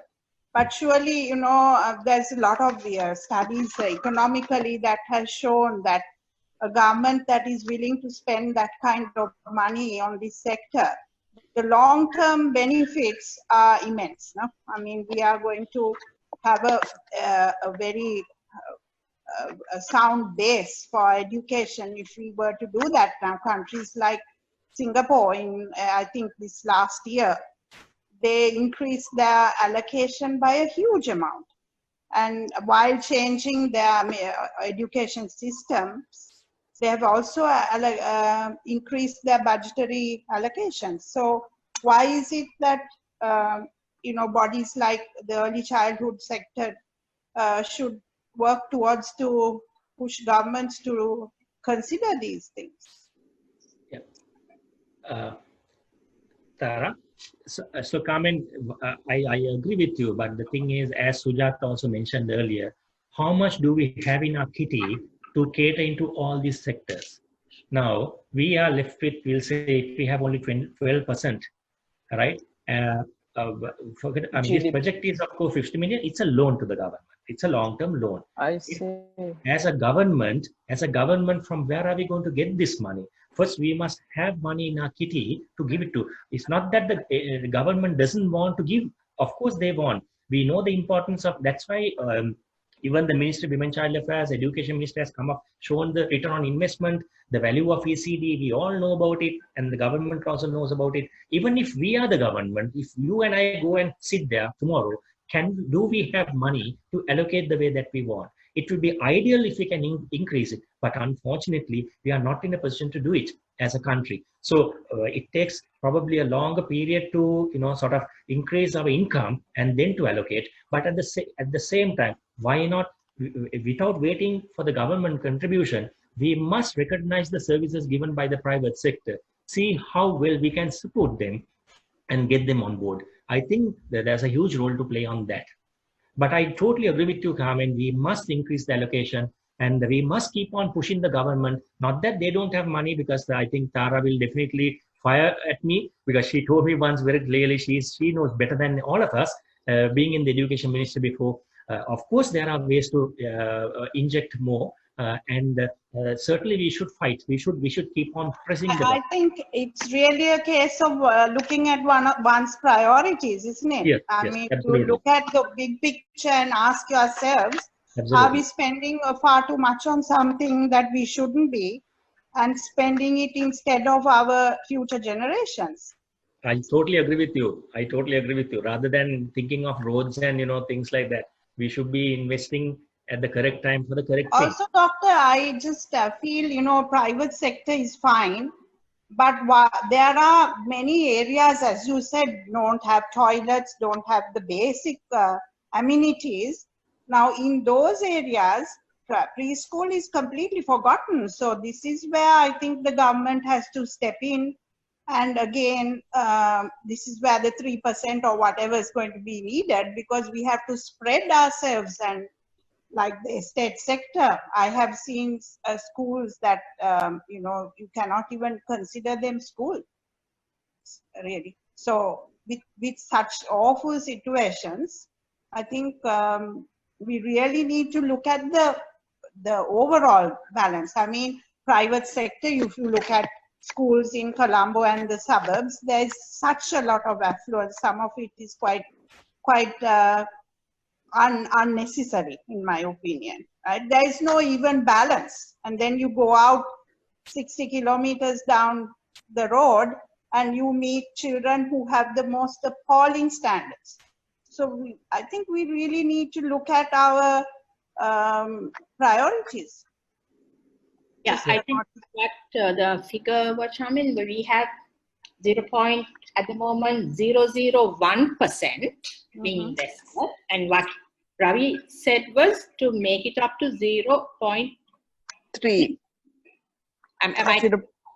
Yeah, 0.03. 0.03%, which is 30 times, no? 30 times. So just to make 30 times. Ah, okay. So that actually does make sense. Yeah, absolutely. But also having, just to quickly rewind to how Ravi opened up this conversation, where he showed the importance of the first 1,000 days of the child. So we are talking about grade 5 scholarship, O-level, A-level. We are talking of so many things without actually thinking of the basic foundation stones, which are so absolutely essential. And I don't agree with you that there is not enough money. I won't go into that discussion, but you know what I mean. But having said that, I think we, as a group, people like Ravi, who has done so much in this sector, and all of you all with so much experience, I think if people make a noise and, you know, bring this to the focus, bring this to the attention, people, sometimes decision makers can't ignore for long. So if one good thing comes out of this particular forum, it could be that, you know, just to make a big noise and show how important it is and how it should not be neglected for the reasons you made in your presentation. Yeah. Absolutely. I agree with you, Tara. But this is, I always say, we must make a noise. We must continue to fight for it, actually. I don't know whether fighting is the correct word, but I'm saying is we should keep on harping on the government, whoever they are. And the good news is even the presidential manifesto says that the ECD sector should be supported. So if they say that, why not, right? As Tara quite rightly said, you say that and you now deliver. That's what we have to ask for, whoever the president, whoever the prime minister. So if they have identified this that way, we must go for it. We must push them to get it, because there are so many other areas where you can cut down and invest at the correct time for the correct thing. So this is even what even Janka also earlier said. Yes, I agree with you. Dileepa, your hand is raised. Sorry if I didn't come to you earlier. I just wanted to comment or continue on what Dr. Ravi was saying in terms of, and there's a question around Charita and Dr. Sujata raising concern around parents' involvement. I want to show this book. This is, I'm sure Dr. Ravi is familiar with this, and probably many of you are also. Yeah. So this is something that's done by Ministry of Health, Family Health Bureau, and this book talks a lot about parent competencies at each you know, from zero months to I think up to 5 years, and it's pretty good. I have seen well, similar books in other countries as well, you know, so-called the countries we tend to look up to. This is on par. It's just, the question is whether parents actually focus on reading what's in there and actually implementing that. Yeah, so this is a good thing that's happening through the PHM system, you know, public health midwifery system. So there is work done elsewhere. So it's just, it seems like somehow disintegrated, disconnected, that there are silos. How do we bring the good work to the limelight? How do we educate parents to look into this? Yeah. That's what I wanted to show. Say, I agree with you. I myself is a medical doctor, but see, that is the CHDR, Child Development Health Record, which we practice through the Ministry of Health and the emerge areas, midwives. They do a yeoman service on that. If you look at it, it gives you a 5-year, how the child should, you know, how you can monitor a child, right? But that is on the health aspect, health and nutrition, right? And the child milestones. But the Ministry of Women Child Affairs or the Ministry of Health should look at other aspects as well, because there are other domains that is important in child development, right? So how we can get the holistic development, what is holistic development in child, because that area has not been covered under CHDR or what you just now showed. So that type of education material should be given to the parents. Of course, I agree with you. The record what you had just now, or that even to use that, even to, you know, educate mothers on that is itself is a great thing. But I'm sure that the midwives are doing it in their clinics. They ask the mother to come every month, right? And they evaluate the development of the child, and they explain to them. They use a lot of material now, even the software. They show a lot of videos. So we have come a long way in that case. Whether you are in Colombo or elsewhere, they use multimedia to educate. And even if you notice, if you go to a clinic, maternal clinic, they show video continuously until they get their turn, so the mothers can learn about it. So these things are coming up. We are very happy it is happening. But there are so many other aspects under the early childhood a parent should know. Those areas should also be covered. Thank you very much. I think we have Charita with the hand raised. Charita. There you are. Charita, you have to unmute your mic, please, Charita. Right. No, I don't have anything to add at the moment. Okay, you have put a comment. Okay, then Asiri, sorry about that. Asiri? Yeah, I was just because the CHDR was shown. I just want to tell that now the revisions are being made to the CHDR recently, and all these milestones of all the domains have been added. So it will become a little bit bigger book, and the efforts are so much that the PHMs actually we monitor from the national level how many PHMs have gone to the houses, how many of them have spoken about this book, and how many of them have followed and checked everything. But things are happening, but there are a lot of deficient areas also nowadays. Now we are facing a lot of deficiencies with the number of PHMs in the health ministry. There are a lot of vacant areas. So most of the time, certain PHMs are covering a lot of other areas, not only their own area. So we are having problems in the health ministry also in giving this care as much as we want.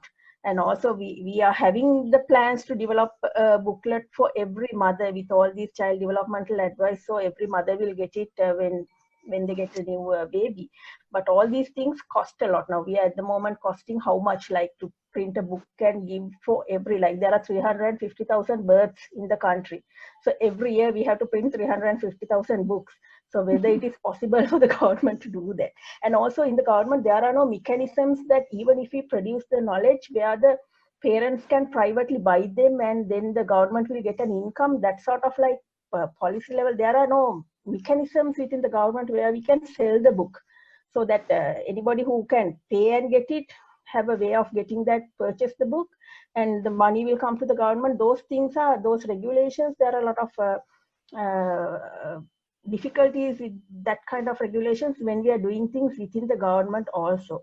So those are the things that actually we are discussing these days also, because I'm telling this because now I'm at the Family Health Bureau, so I'm directly involved in handling those stuff. So we are facing these lot of these difficulties as well. So I think if this is going for a policy decision, we have the capacity within the government to develop material, but if we have like, we don't have a capacity to print and give everything for each and every mother every year. So if we can develop a mechanism, how to disseminate these material to parents and that kind of, I don't know, private-public partnerships or something like that, that would be beneficial rather than giving all the burden to the government to handle. Just to add a little on to that, may I, Tara? Can I? Yeah, yes. I think we can even look at an e-book on this. At least 30% of the community is, having a smartphone in Sri Lanka. So there's at least a certain amount, 25 to 30%, will use it as an education tool. They don't have to be mothers. So you can easily, I think we can put into the, make it an electronic book and people to learn about it even before they get into their motherhood.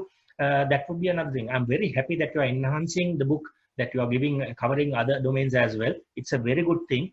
Why not we look at least an electronic version of this for the time being? That can be done. We can tie up with Dialogue or Mobitel. There are a lot of organizations, at least as a CSR of those, right? They can look at as a corporate social responsibility, and I think that would be good. So I'm very happy to hear on that. Why not go into an electronic book on this? Yeah, Charita, would you like to comment on that directly, since your CSR? Yeah, I'll just add very quickly that within the resources available to me,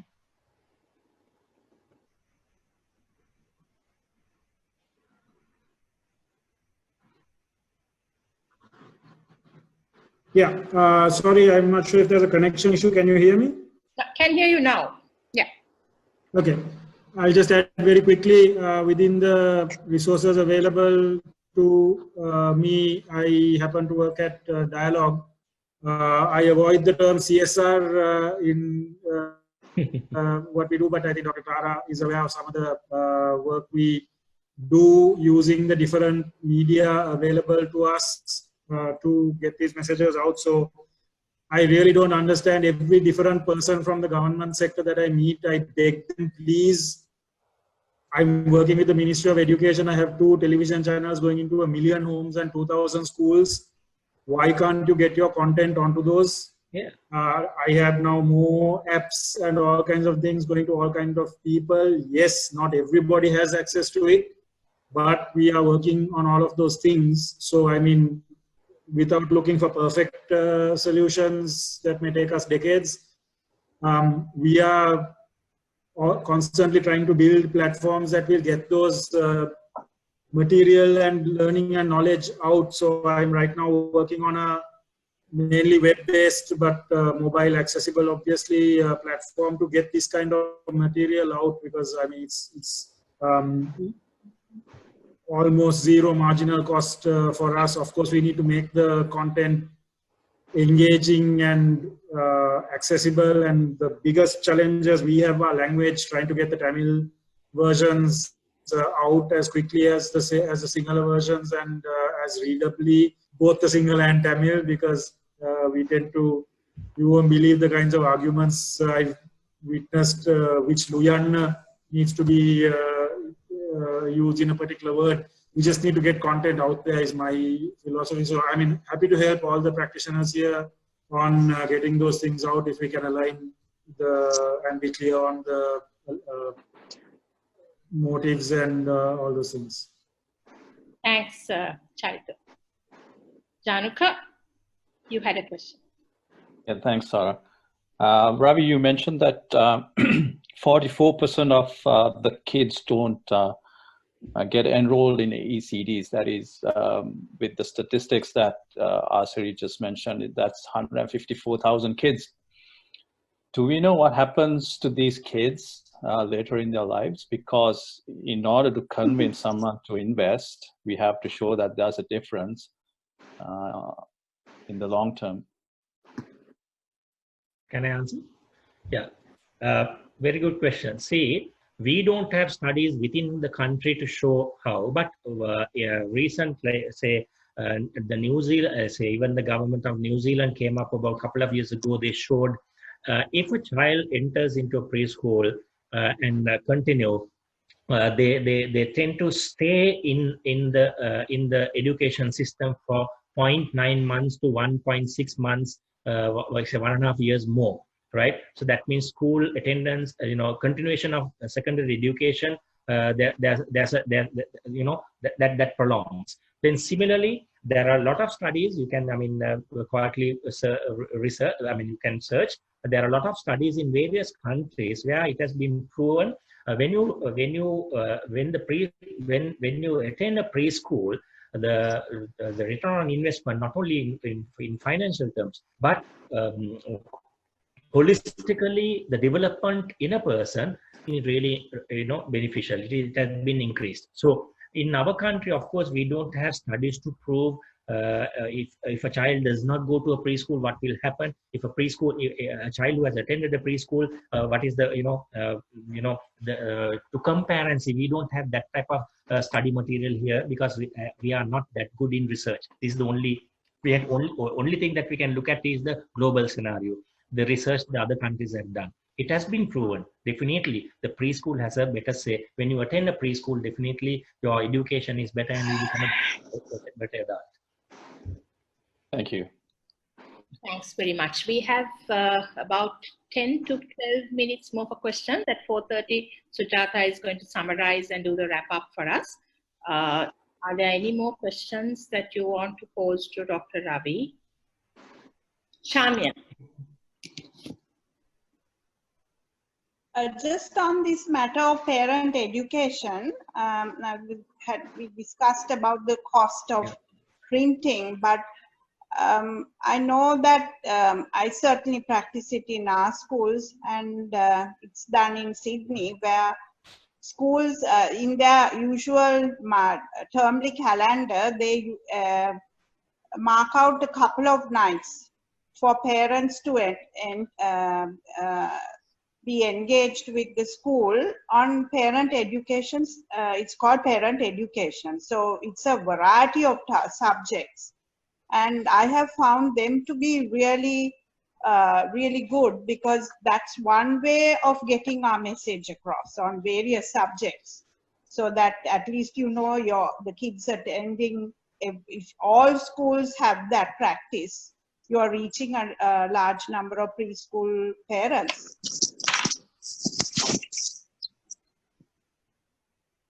Yeah, Ravi? Yeah, I think definitely. I mean, no two words. That's a better way. I think as earlier, I mean, our gentleman said, we must use the the facilities that we have, the IT facilities, and we must encourage them to have the e-version of books or whatever, and see how well we can give that, impart that knowledge or pass that to the next even to the preschool teachers and the next generation. So whether it's in the preschool or whether it's for the parents or for the children, why not we start with the existing resources we have, rather than waiting till education ministry or someone else does it, and to use the multimedia facility that we have, the IT facilities that we have, come up with an app or whatever, and pass this knowledge and make them to use it. That's very, very important. You can see the number of how many people in Sri Lanka go into Facebook. I mean, it's a craze. You don't need to know. I mean, people, whether they have their money or not, whether they have money to buy a phone. Most of these people are not even working, and they somehow get hold of a smartphone and they are into Facebook. Right? So I think we should you utilize this IT facility. Sujata, you had a question for Asiri? Yes. Asiri, is she here? Asiri? Yes, she's here. here. She's here. Asri, you said the ministry's plan to expand on this booklet, CHDR or whatever booklet for the 0 to 3-year-old families. Is there and Ravi said there are these 4 components to early childhood development and education. Are you going to cover cognitive aspects as well? Yes. Are you going to cover those four areas? Yeah, all the 4 domains. We are going to put the milestones, like to check, for the parents can check whether the child has reached the milestone, and also stimulation, child developmental promotion activities in the all 4 domains. Not all activities, but a list of activities where they can go through. And 0 to 3 or 0 to 5 will you cover? 0 to 5. 0 to 5. Oh, the CHDR is 0 to 18 years of age. I see. But this is a new booklet that's going to come out for 0 to 5. It's the same booklet. Every 2 or 3 years, we have revisions of the CHDR. I see. So for the next revision, those things will be added. And the age range is increased too.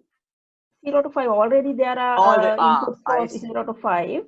And all the aspects. School health component is also in the CHDR. So CHDR covers from 0 to 8. Okay, thank you. That's great. Thanks very much. What are the 4 domains? What are the 4 domains again? I'm checking notes. What are the 4 domains? Physical development. Right. Cognitive development. Social emotional. And last one. Language and speech. Oh, I see. Okay, language and speech. Wow. That's wonderful. Okay. Yeah, thanks. So I hand over to Sujata. Just a quick question to Ravi, and also to take up Charita's offer. Charita was so generous, he offered the platform, like open-handed platform, a blank check to use his stations and so on. And I think we should capitalize on it before Charita goes. Has he gone? Second point is, Ravi, you mentioned about Facebook, and even though we have so much little connectivity in this country, still, like you said, people don't have money to buy a phone, yet they somehow get something. So what if we as a group to start off popularizing this subject, bringing it to the public domain, making everybody at least open their eyes to this whole subject of ECE? What if we don't, what if we take up those offers and think of like a social media platform, that's the FB, and also Charita's offer? Whether, I mean, we don't have the capacity to do it, Sujata and I and EFSL, but if any one of y'all can please help us in whatever way we can help, we will. And I'm sure Ravi, since he's going to be leaving the World Bank project next year, can play a big role in that, unless you're going to stay on, which I hope you will. So I'm just throwing it out to the group to take up the offer, to think about it, and please tell us whether that's a possibility to keep the subject alive, important in the public domain, so that it doesn't fade off. Tara, I think, when it comes to that, I think we should be careful with not spreading a very scattered message. We have to be coherent in our message. And for that, it requires some, preparation. Yeah. Sorry, did you finish, Janaka? Yeah, I did. So what you said because, the question is, we have to be careful when we are using things like Facebook to spread messages because it can be very scattered, but what we need is a very consistent, coherent, concerted effort at spreading the message, and that requires a little bit of preparation. Yeah, and yeah, Charita is having some connectivity issues, so yeah, he has said he's willing to help and please to email him, and he will make his services available or something to that effect. So we'll take him up on that. Tara, can I make a comment? Yes, please. Yeah. See, Janaka, what I meant, I just took it as an example. Not that we are going to use Facebook. I'm just telling you, people. There are ways that we can reach people. We now today you take education ministry has taken initiative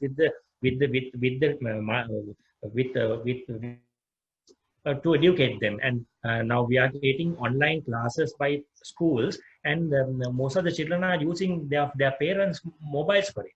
So there's a way that we can utilize these equipments. I'm not just saying that we have to use Facebook, but just to say that there are ways that we can do. Tara, you're very true. We have to be, and also what Janaka said is correct. We have to be very careful in what we pass. The message has to be properly developed, and we have to discuss. And this is just an idea. So we have to sit down who has to do what and how we are going to do that. What is the message and all that has to be considered and develop a proper thing, and then it should be shared. So that is a kind of a long-term thing, which has to be done in stages. Thanks. Dileepa, you had a comment to make? Dileepa?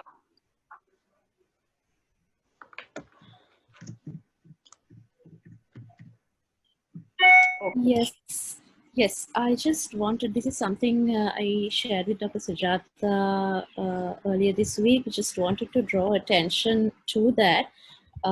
It's on ethics education. You see, like, there's some of us who believe Sri Lankan society through a long conflict has become violent, in not just physically, mentally. We are a bit, how do you say, there are violent tendencies if you look at the society today. So there was this ethics education approach that a few entities, including Sarvodaya, got together and had done a roundtable in August 2017, and has developed it's not religion in the sense, it's multi-religion, spirituality informed ethics education framework. And so there's some work that has happened that is just that has positive parenting in it. For example, it talks of child protection of the child in the early childhood years, all that. So I'm just wondering whether you have come across that, and whether that has been in your conscious processing, or I can share that material also. Yeah.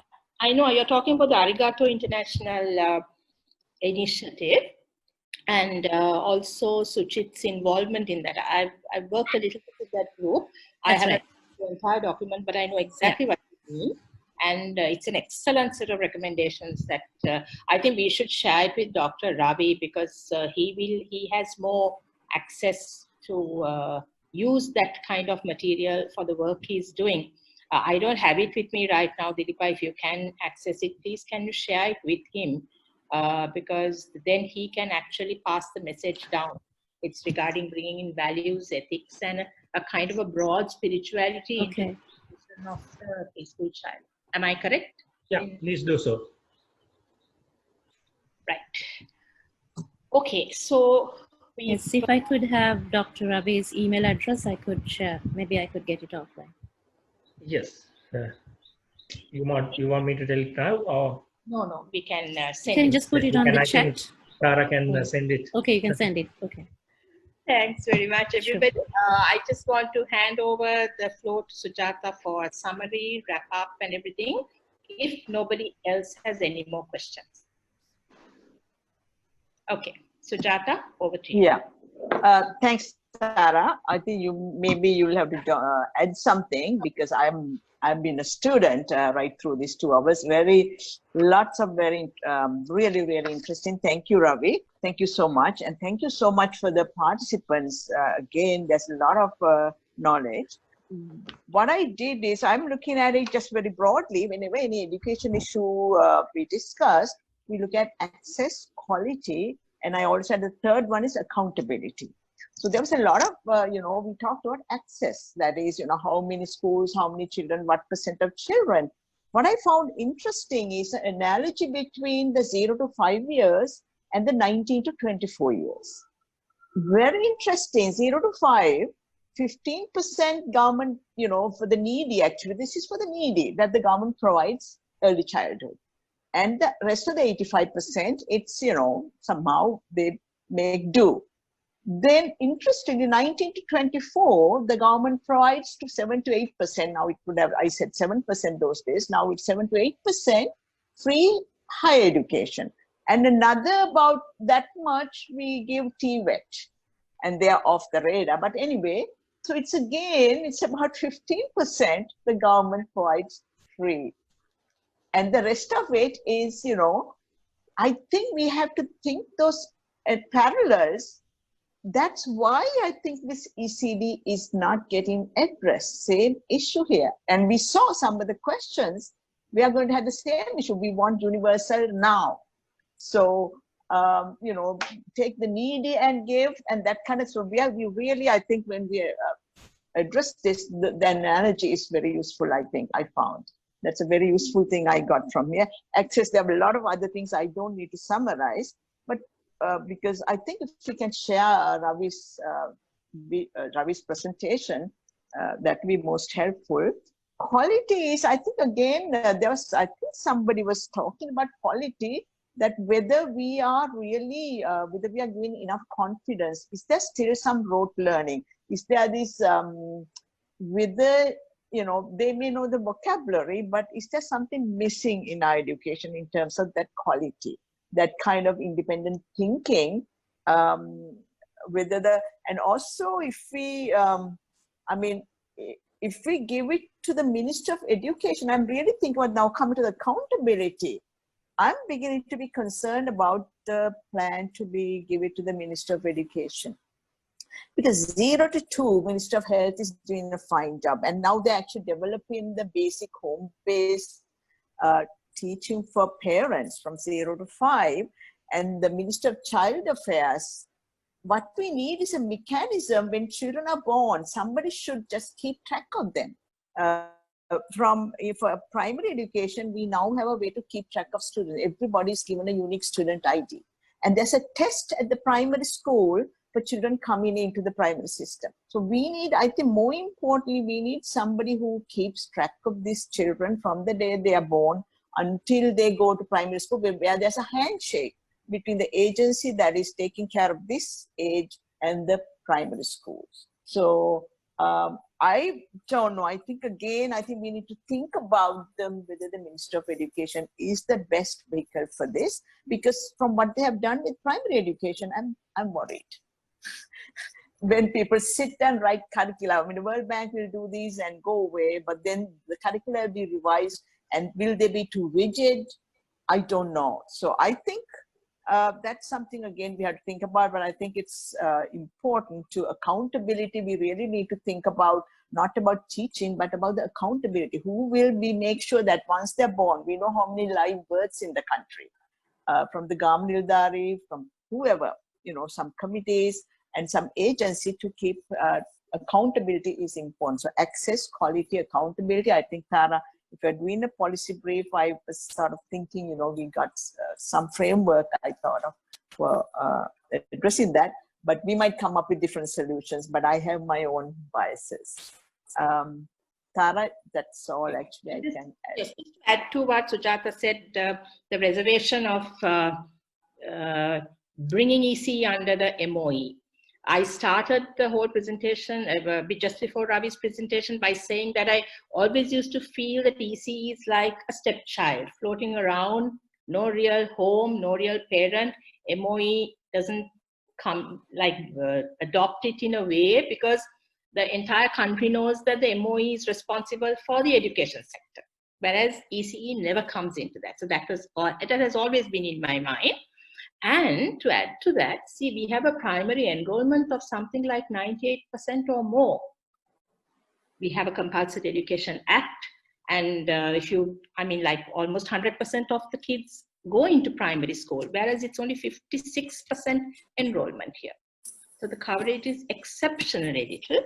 Then when you look at the ratio of funding, going back to Ravi's presentation, you said it's 1:4, where the GOSL is 1 and the private sector, which includes NGOs and INGOs, is 4.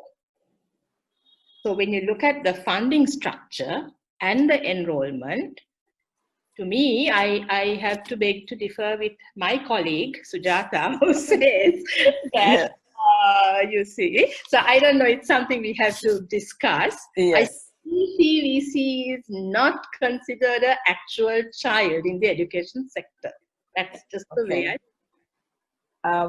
But another thing is this home-based, I like to add the home-based learning part. And I think it's more important to child to daycare, because a real issue is our women do not go to the workforce. So I think that's another thing I think we should tie into this, early childhood education and child care. So that becomes a totally different thing, and who would be doing that? I mean, what I'm saying is one agency, yes, we have to have a good discussion on what that account, and it should be from 0 to 5. Somebody at least who keeps the numbers, who keeps track.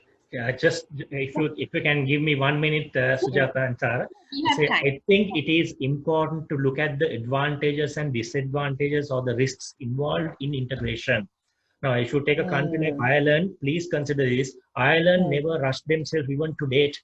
They have placed childcare under Department of Children and Youth Affairs, education under Department of Education.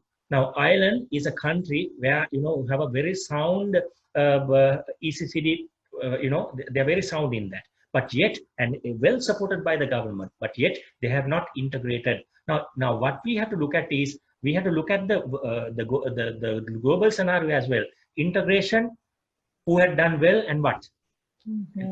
Split integration, how? Then the low level integration, countries like Japan, their learnings. Why they didn't hurry so much, right? And there's a lot of things we have to consider, because education and childcare, when you come together, there's a thing that we should be very careful in schoolification, right? Whether the school atmosphere, the mentality will come into childcare, whether the school will overtake the childcare. If that happens, Ministry of Education will push into education and schoolification will happen. As a result, the childcare will drop down. What I'm saying is, we have to have a separate system, which is not integration, which is not split, which is not totally, rejection of integration, but a holistic of all this, and a super.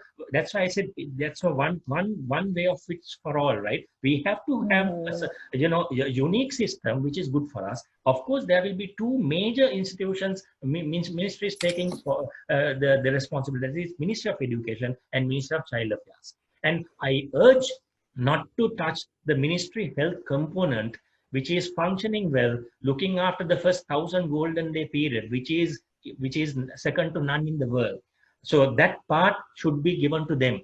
So we are thinking of I think, Tara, Sujata, we should not rush ourselves to go and land this under one particular ministry, right? We have to think twice, maybe more than that, and see what is more appropriate to Sri Lanka. Please look at the advantages of integration. Continuity of child care and education in the same setting, it is good. Focus on learning is better. Improve quality staff, yes, of course, that is advantage in integration. But then curriculum development is better. Countries like New Zealand has done well by integrating, right? Then access to easy is better in parenting wise in integrate. But at the same time, there are a lot of risks. There's a lot of cost to the government when you integrate, right? So costing factor has to be, because government has to push a lot of funds into it. Can we do that? Then the difficulty across ministries, because it's a multi-sectoral approach. There are multiple actors in it. Financing high cost in bringing quality services, then the policies, standards, monitoring mechanism, developing all this is a huge cost. So can we go that immediately? And also education overtaking childcare. This is the most important thing we are. So there are a lot of risks, and there are good stories about integration also.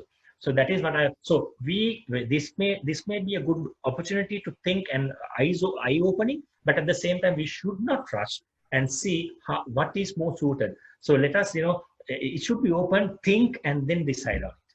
That's my kind request. Thank you. Can I just ask you just to give us 3 important initiatives that in your experience you can take to increase this enrollment from 56% to something more respectable, closer to the primary school enrollment? Yeah. Tara, one important thing is, I think even Januka also was talking on it, is that does our parent know the value of ECD? Do they know that their children should be sent to preschools?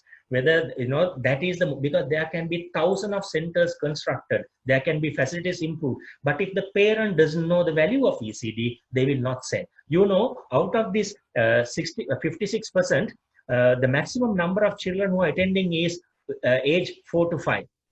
That means preschooling. They consider this before they go into a preschool.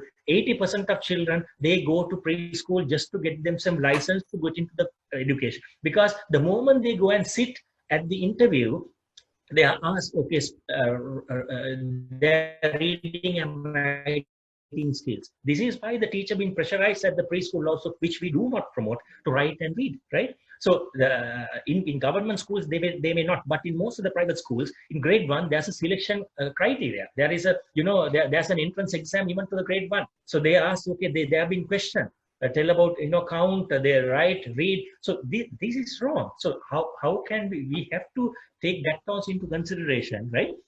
And stop those bad practices, right? Because අපි සිංහලෙන් කියන හෝඩියට යන්නේ හෝඩිය ඉගෙන ගන්න දේවල් හෝඩිය කරන්න ඕනේ. When you go to grade 1, you should learn that is why we go to grade 1. Otherwise, if we are going to learn, write, read everything in the preschool, scrap grade 1, let them go to grade 2.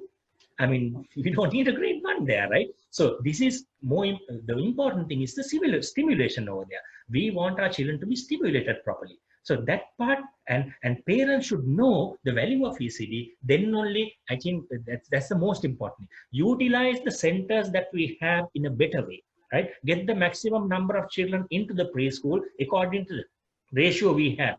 Developed countries, the ratio is 1 to 8, right? If it is below 3, it is 1 to 4. Ours is normally we have given 1 to 20, right? Of course, it's okay. Never mind. We have to go with what we have, right? But parents should know the value of it. The community awareness is more important. Then number 2, make our preschool system, it is develop a proper system.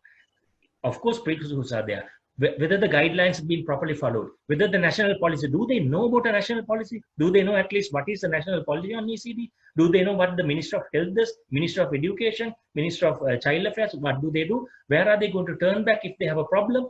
Do they know that the ECD office is there to help these preschools? They don't know. So that awareness should be created, that their services are, and also proper recognition to the teacher. It is very sad to see some teachers are getting about 2,000 rupees as their monthly salary. So it's a charity that they do, but they, for the sake of, as they love the ECD sector, and now that they're preschool teachers, they continue to serve. And these people are really doing a great job in some areas, difficult areas. Do we really recognize them? Do we have a proper training system in place for them, right? At least once a year, just to check their pulse, see whether they know what they are doing. right? Encourage them to appreciate the good works they do. This is very important, because when you have a country dominated with 80% of private sector ECD, we need to look at them in a different way. Because if the government have been subsidizing 100%, of course, then of course you can look at the governance in a bit in a different angle. But here it's different. So I think those things have to be taken into consideration. There is no involvement of private preschools into the policy making or decision making. There is no table for them to come up, right?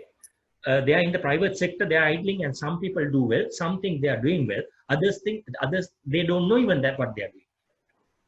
So this has to be corrected. So in other words, if I understood you correct, the ECE policy needs to emphasize these 3 key areas, right? Yes. One needs to expand, improve, and legitimize parental awareness.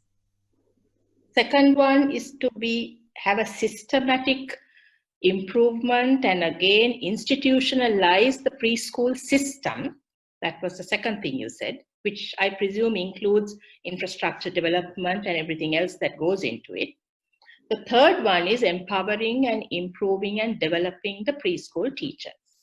Yeah, I think, Tara, up to a certain extent or some in full area, in full, these areas have been addressed in the National Child, because it's not only few lines. They have been very clearly mentioned about the, so if we look at, it is high time that we properly look at the national policy, right?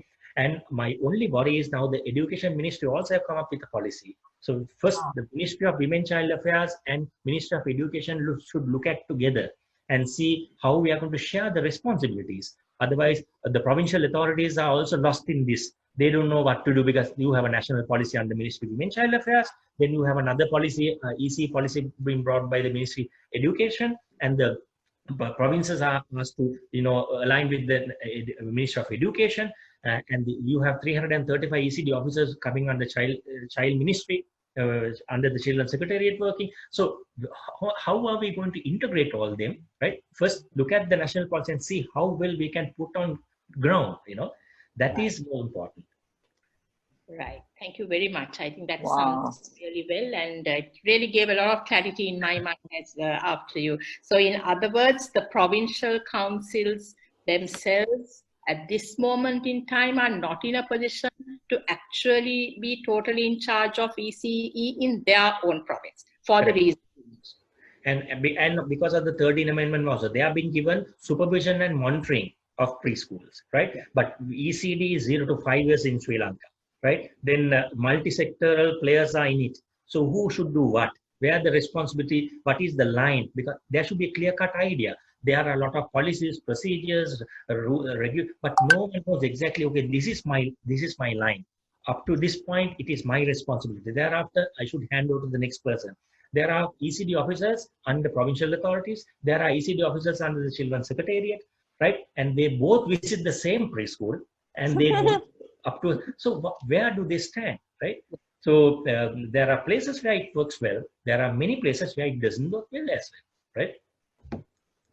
Okay, thank you so much. So we have just come up to the correct timing. It's almost 10 to 5 o'clock. We usually stop at 5. Any final comments from anybody before we wrap up?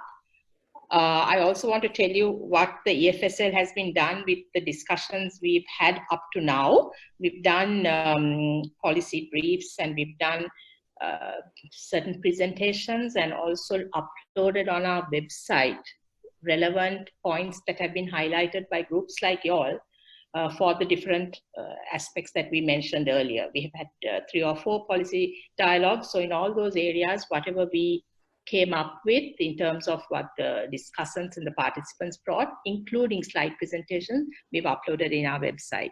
We are hoping yours. Yes, Sujata?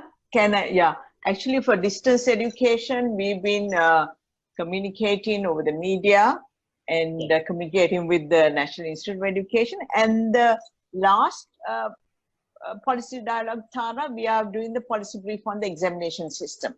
So it's coming up. So we have to really, things change as you do things. And the NIE is saying, now we are doing this, we are doing this, when we are trying to write something. So we have to respond to, use their language and sort of modify our proposals.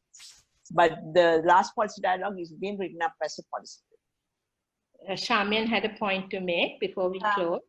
Just to say thank you very much. It's been really interesting, and the 3 points that we've come up with are really fantastic way to go forward. But if we are having further discussions, I'd really like us to now have a very frank and honest look at there are lots of practices that take place in preschools and daycare centers which have to be really addressed and spoken about, which, if we don't really face up to those problems, setting those 3 points, it's going to be quite pointless, I think. We just have to look at all the bad practices that are taking place in many preschools to be able to set this, get to the real policy and move forward from there.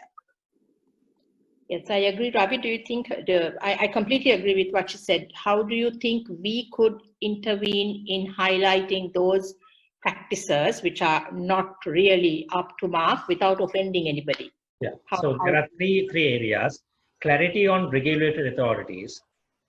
We should have absolute clarity, crystal clear clarity on regulatory authorities. That is provincial, whether it's Ministry of Women Health, Ministry of Health, whether it's Ministry of Education, whether it's Ministry of Child Affairs, Social Security, then public administration, because ECD office, the divisional secretary, district secretary is coming under Ministry of Administration, right?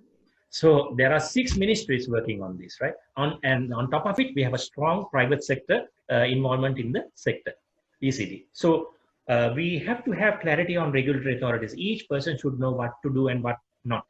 Then implementation of all these activities. That's another area where we have to look at. Thirdly, coordination of all our activities. There are plenty of issues when it comes to coordination, ministry to ministry, sector to actor to actor in this, right? How do we coordinate and do works in the ECD? That's very, very important. So if we look at these 3 areas and come up with a solution where all can agree on, so that the coordination would be fantastic, then it will be easy to implement our ECD, and also there will be clear-cut, clarity in regulation of all our, works. So these are the 3 areas where I will be looking at.